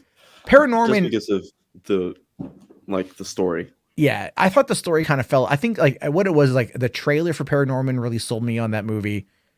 Yeah. And then like it didn't really sit with me well the first time. It's grown on me quite a bit. Coraline is and will always be the shit. Oh, yeah. Well, Coraline's a masterpiece. But that's also Henry Selick directing it, and Henry Selick having done, Nightmare Before Christmas. Yeah, I wish he would direct more. I know. James and the Giant Peach and stuff. Directing that Jordan Peele and he animated. Oh yeah, he is. Yeah, he is. Yes. That's I'm looking forward to that on Netflix.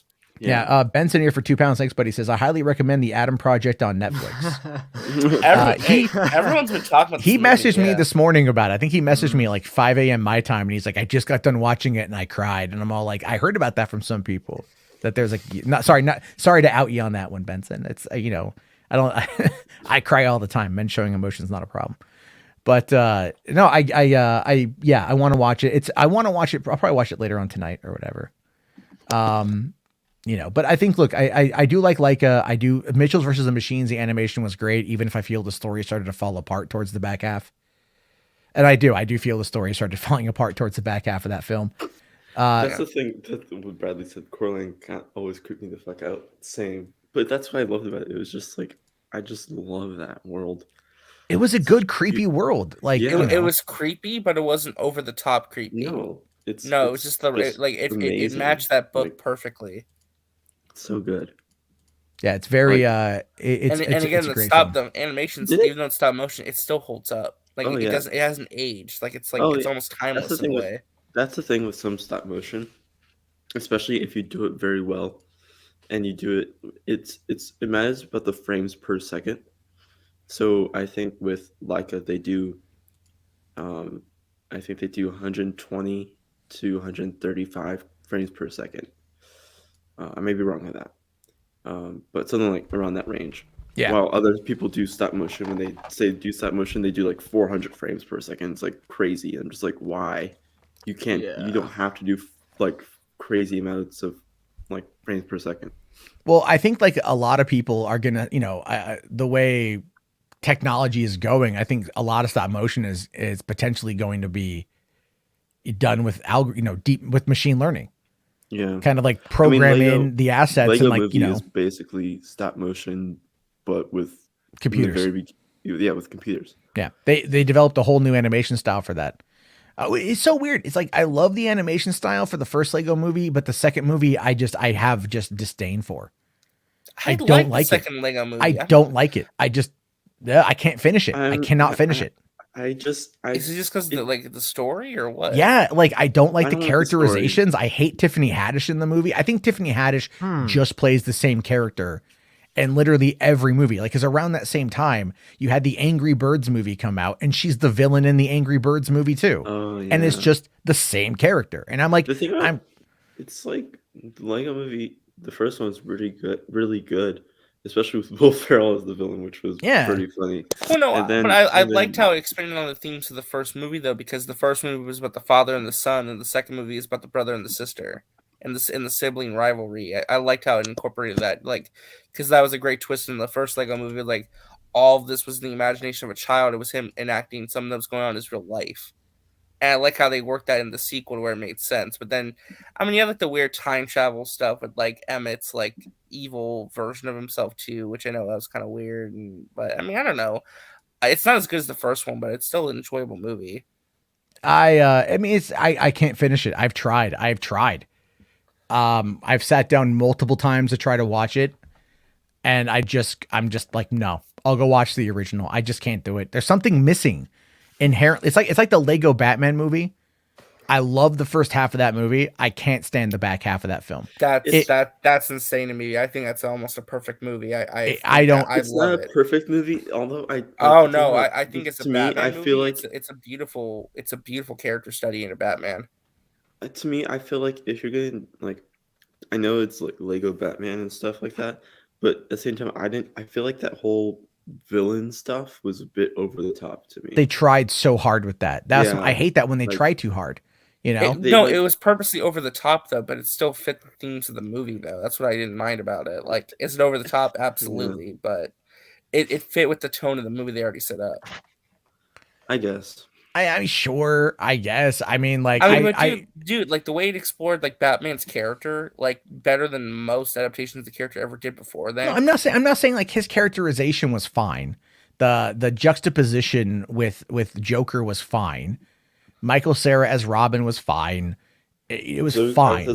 But like everything with like jokes in that movie were amazing. Though. The There's climax some really though, funny jokes. the climax just didn't land for me. Like the whole, bringing in all the other franchises, it just felt like Lego Movie all over again. And it was like, all right, Yeah. like let's just, what can we throw against the wall? What do we have access to? And it was cool to see. But then like the first time I saw it, it was cool to see. Then I watched it again and I was just like, all right, like I can see the cracks in the story. And I feel like when stories do that, like they end up like they just run out of things to do. So they just add filler.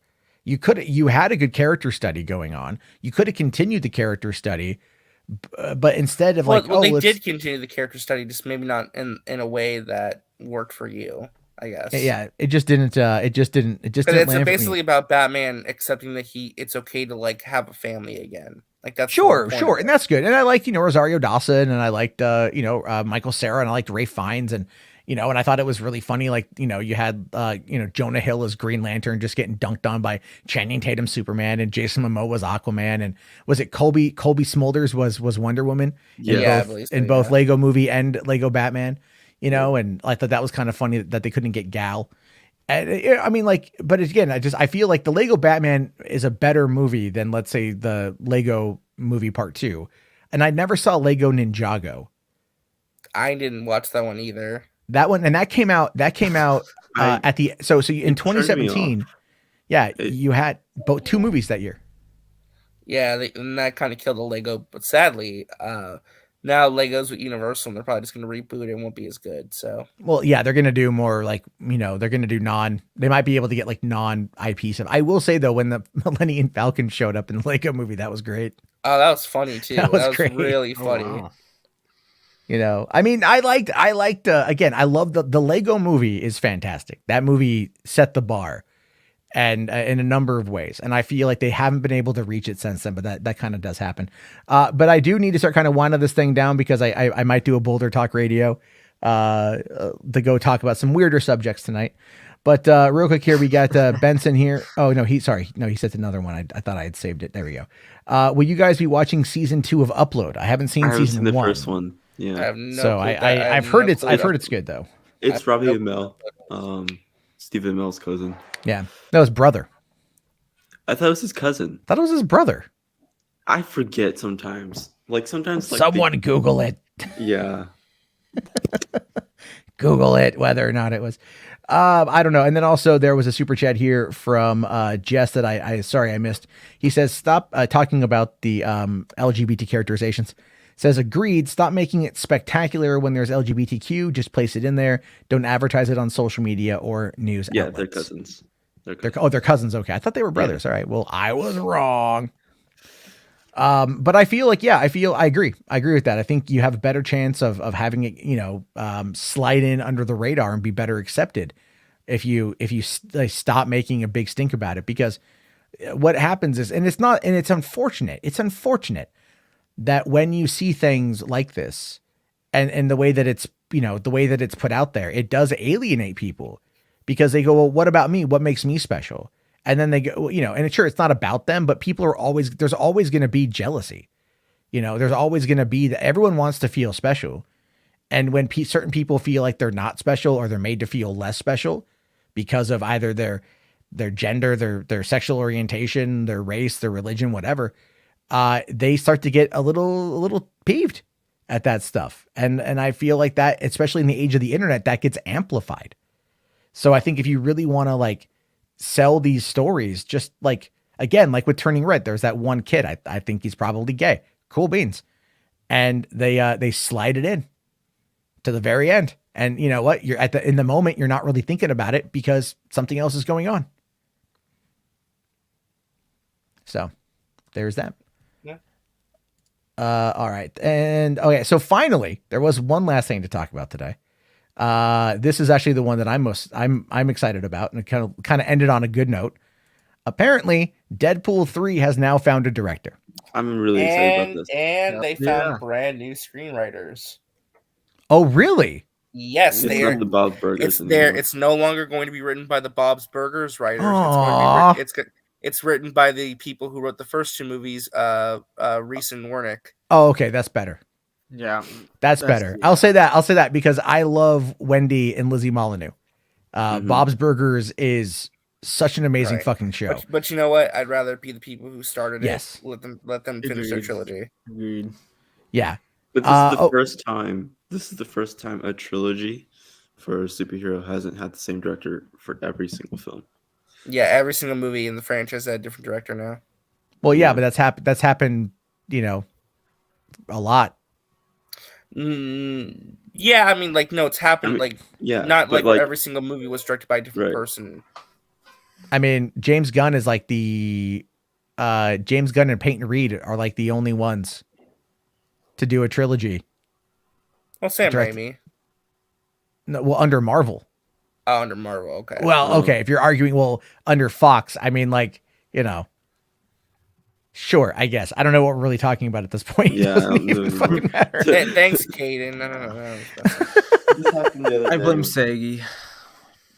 No, I- but I here's blame- well, here's an interesting wrinkle to this whole thing, right? And what I find so interesting about it, right? So Sean Levy and Ryan Reynolds have such a great working relationship. They did Free Guy together. They did the Atom Project.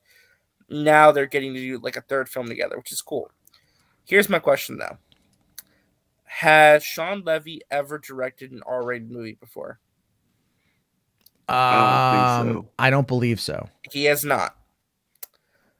Again, I am not trying to open that can of worms. I just think it's very interesting that that they're not going with the director who has experience making edgy R-rated comedies. Now, that's a bad thing. It just makes you wonder what kind of movie we're getting here. That I mean, like I said, I'm not saying it's not going to be rated R. I'm just wondering what exactly we're getting here. Yeah, hold on here. Looking at IGN, they're saying that Wendy and Lizzie Molyneux are still writing the script.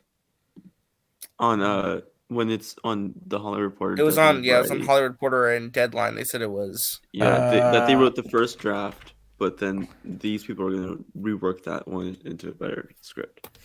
Oh, okay. Because IGN must have not got that one then.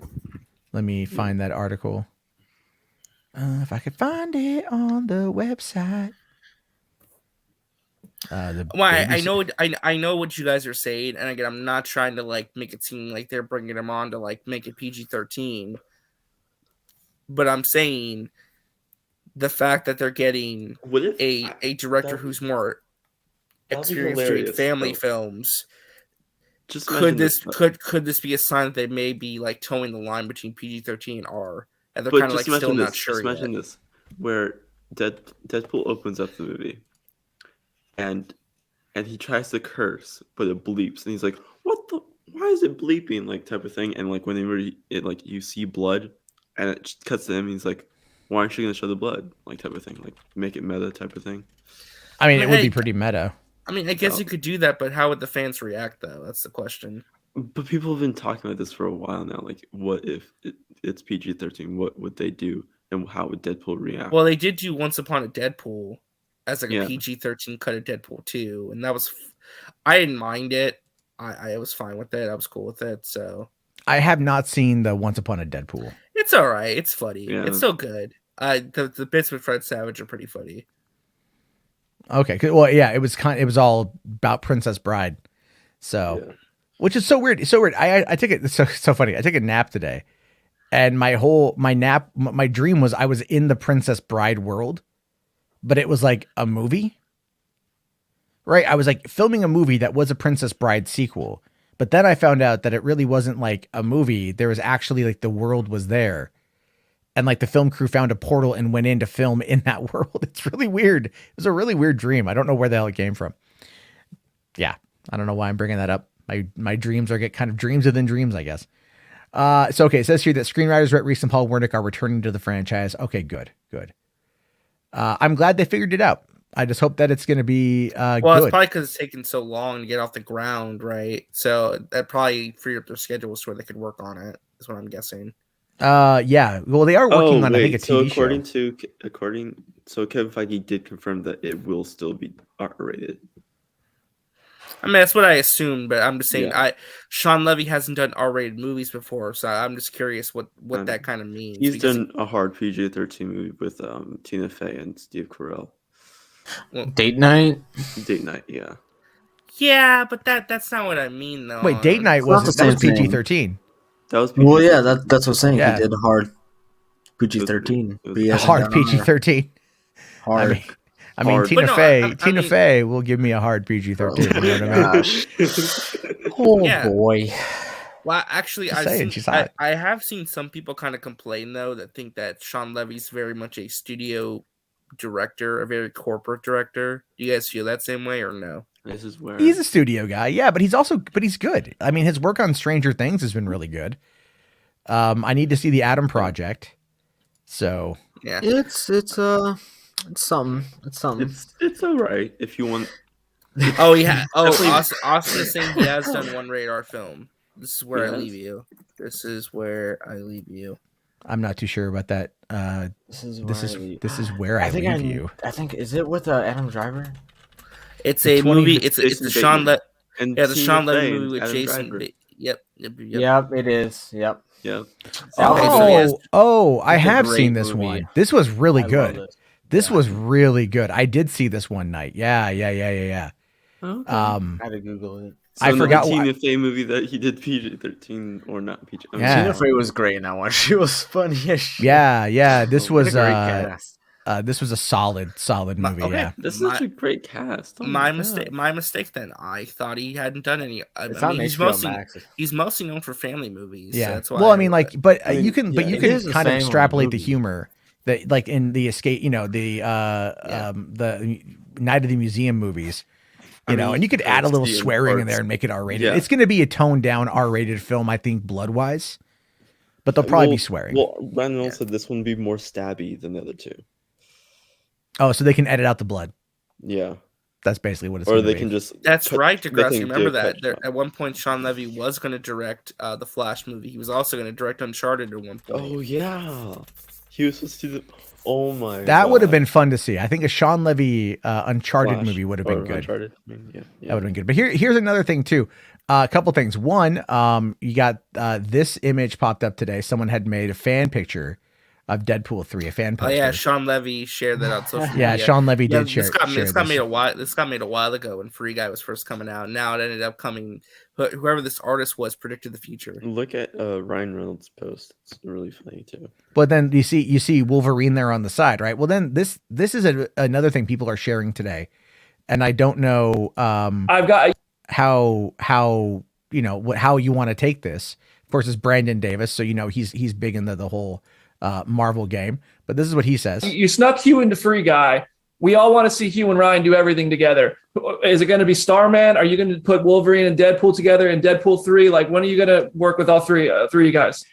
I'm not going to say where and how, but I absolutely will confirm my intention and determination to be the lucky son of a who puts those two magnificent gods in the same movie together. That will happen, and it will be me. I've got you snuck Hugh into Free Guy. I just love Sean's energy. I just love it. He's a whole ass mood, dude. But and this is what Ryan Reynolds put out. He said the third film in my Sean Levy trilogy will be a tad more stabby. And then there's the picture right there. It's Deadpool just with the other guys. But I did read an article him saying that he wants to do a movie with Hugh Jackman and Ryan Reynolds as a bromance road trip movie. I have an idea. Can we get a behind the scenes movie? What if Because remember the first Deadpool movie where he had the cutout face of Hugh Jackman? Yeah. What if Yeah. Deadpool gets transported into the MCU, right? Because you guys think it's gonna be an MCU movie, right? It's gonna be set in the MCU. Yes. Most I likely, think right? that Doctor Strange 2 puts him in the MCU. So, Okay, and that's puts what I a was couple thinking. other ones in. That's what I was thinking too. So he goes in the MCU. He goes to look for Wolverine, but he finds Hugh Jackman. He thinks he's Wolverine, but he's just a regular actor named Hugh Jackman. But they still go on an adventure together where it's just Hugh Jackman being the actor Hugh Jackman in like a meta way, where Deadpool like thinks he can do stuff as Wolverine, but he can't.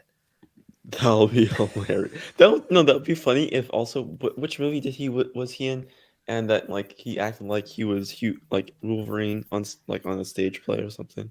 Oh, that was Night at the Museum, ironically enough, the third one. Oh right, you can say that movie too. That'd be a throwback to another Sean Levy movie. Hey, you know what? I'm just Night at the dude. Museum is in the MCU confirmed. That's what I'm saying though. If it's meta to where Hugh Jackman's playing himself, but he teams up with Deadpool, that'd be That hilarious. will be. Hey, I would. Because technically, it wouldn't like negate anything. He would still come No. back for a movie, but it would, that would be hilarious. That would be hilarious. sorry. We there's a little bit of drama brewing on a DM group that I got a whole bunch of pictures sent to me. If you guys want to laugh a little bit, we can this kind of end out the night with a little bit of funny stupid shit. Okay, what's going on? Spill the tea, good sir. So this is, oh my God, there's fucking so many images here. All right, this is sent to me by H Barts, who is laughing What was it? at the. So this is from the Movie Madness Entertainment members DM group, where little bitch Zeno is crying his eyes out, needing a Midol and a maxi pad in order to have people watch the stream. So it says here, Aaron, you turned to the Jarbo side too, huh? H Barts here says nothing wrong with that. Jarbo going in on Max, saying Max is abusive, only wants people to be angry. Jarbo went into bitch mode because he was wrong about crap. I wasn't wrong about anything because nothing has changed. Aaron here disagreeing, says Max is not abusive at all. I do see where Jarbo is coming from, but I don't agree with everything he's saying. Max does not make me angry. And then H Barts is here, or Zeno says H Barts here, little troublemaker. And then hold on, get to the next image here. Say hi to everyone in chat. Yeah, he was watching. He was watching. He was watching, sniveling. H Bart's twerp. And then I think this is Max checking in. Don't worry, H Bart's and Zeno. All this stuff is silly. Just take it easy. Zeno, be nice. I really don't care. I really don't care. It's just not true. And then Aaron here, good point. I just want everyone to stop fighting. And then H Bart says, if you want to bitch about Matt, tell him host chat. Yeah, it's my boy. Or go on the stream, like stop with this passive bullshit. Yeah, crying about it privately. You're 50 fucking years old. You're a grown ass man. Handle your business like a man. If you got a problem, handle it like a man and address it to him straight up. Yeah. Wait, what does he say about Jarbo in his chat? He says here, Jarbo and his chat are hateful little twits. He's talking about you guys, by the way, you loyal viewers, where we have fun talking about stuff every night. You're all. What is it? Hateful little twits. Hateful little twits. All Jarbo does is lie. Right, because Jarbo backs up his information with facts. And you fools buy into it. But then look, H. was like, same with Sil. I have my issues with Max and I let him know. Then Max says, H Barts, we can talk tomorrow. I need to get to bed. I was just shutting down the computer. Okay. And then the next one here. H Barts, your issues with Max are Jarbo's issues. Petty and bitch made get a spine. Coming from the guy who's literally bitching to Max's DM group instead of addressing it like on his own, dude. That's so pathetic, dude. It is pathetic. Look, it's funny. And then Max is like, please stop, both of you. I have other issues. Here's the thing with this. I don't mind showing off these DMs because it's my DM has been leaked out from Max's group before. And you know what? This is my payback. So, I'll be petty on that one, but I'll say it. I'll be petty on that. I don't care. I'll be petty. I'm just. This is all me. I'll take responsibility for this one. Let's see here. Zeno says, I don't need talking to. It's just funny how Jarbo keeps showing the world that he's a worthless fake. Citation needed, sir. It's funny how I say this in a private chat and you little minions run to tell Jarbo about it to cause drama. And then H-Bars tell Jarbo himself instead of in private. And then, look at this here. Daddy Jarbo loves you so much. I do. I love H-Bars. He, you know, and then H-Bars here. Look, you attacked Aaron for no reason. Zaddy. Right? And then I know. And then Max, I know Aaron thinks I'm full of shit. That's why I keep him around. I look this Elmo. Yeah, dang Zeno. Hold on, let me bring it up here. Dang Zeno, I didn't know you disliked Jarbo. And I will say, Max does say have it fine. Bring on criticism, you know. And then H Bars here says Max watch movies with subs, not dubs. It's fair criticism there. Wow, that's some bullshit from Zeno right there. Yeah, look at this. Keep sending those super chats. Buying Jarbo's love seems to work out for you. Come on, man. Buying. How about this, you? By the way, this is the same guy who gave Saggy shit for sending Enosh from the Poindexter Lounge a $100 super chat to show her love and support for him. With Zeno trying to guilt trip Saggy by saying if Enosh really needed that money, he would sell all of his toys. Just saying. Yeah. Wow. This is the same guy that like changes his tone every stream and. Oh yeah, he totally does. But there's one more here. Zeno says like way back then, huh? He always attracts a young audience. Zeno seems to imply multiple times now that I'm some kind of groomer, that I am some kind of. And everyone's still okay with this guy. You know, and he's the one that's in what Saggy's Discord dropping the hard R. No, Bell Reeves. Bell Reeves Discord dropping the hard R. Issues and you know, he's I'm a 39-year-old idiot. I'm 39 for 15 more days. 50s. I'm an idiot, but I'm not 50. I can learn from my mistakes. And this guy is sitting there and he's always complaining and he's always in Max's ear. You know, he's like, was it Wormtail from fucking Lord of the Rings and shit? Basically, just trying to like. Wormtail's Harry Potter, bro. Yeah, Wormtail. Is it Wormwood? Is it Wormwood? Is that who's the guy? Brad Dourif's character from Lord of the Rings. Ed Dourif. I don't know. It starts with the G. Yeah. It says here. Hold on. So H Bar says this all could have been avoided. It's Wormtongue. Wormtongue. It was Worm something or another, right? What? Okay. Oh my. Wormwood. What is Wormwood? Is like? Isn't that from like Nightmare Before Christmas? I think. I don't know. Anyways, this all could have been avoided if you did not attack Aaron for no reason. H Bar's coming in with the facts. Zeno here says if you want to say grooming, sure that works. He turns you young people into hate-filled fuckwits, just like him. What is it I'm from that guy shitting on another guy. I'm so hateful. I hate everything. None of us are hateful. Literally, Zeno is one of the most hateful and angry people I've ever met. Like, what is he talking about? Isn't he the same person that called geeks the N-word? Yeah. This guy is but we're hateful coming from the guy who says all this racist shit. The hard R. Okay, bud. Benson asking, is Zeno Stark Tower? I don't think he's Stark Tower, dude. I got my thoughts about who I think Stark Tower is. I have some very, there's words that Stark Tower is used that makes me really kind of question the geographical location of which they reside. I don't know for certain though. Anyway, let's see. North Star here says Zeno said people who watch anime are sus. I don't say that. Zeno needs to get laid. As simple as that. There we go. Lord Slicker says Jarbo is our Peter Pan. Just remember what he thinks of all of you.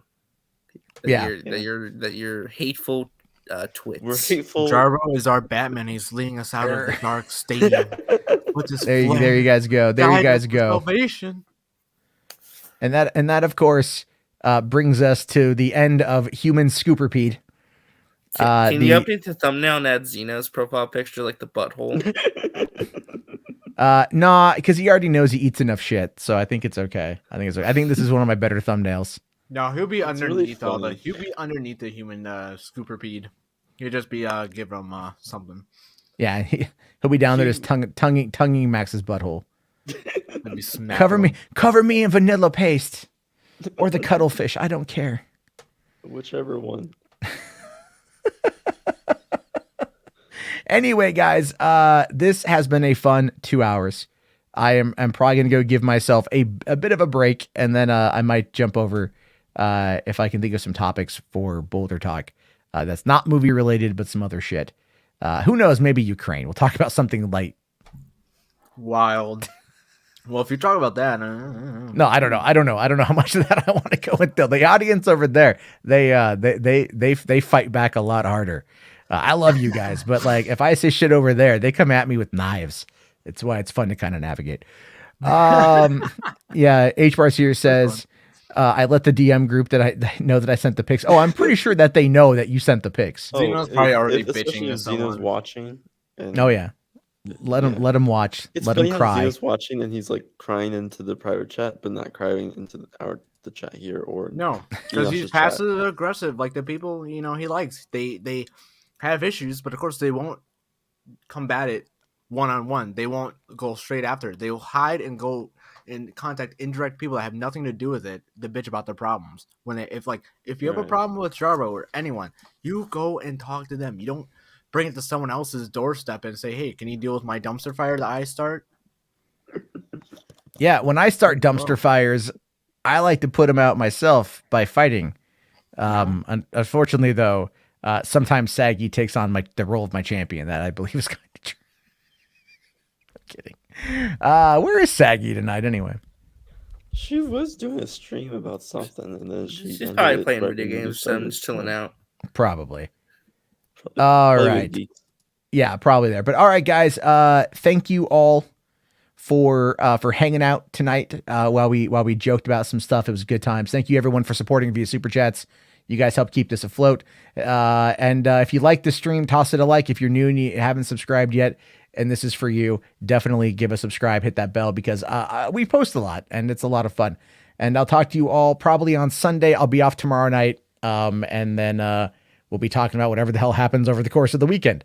So have yourself a great night, everybody, and peace the ever-loving fuck out.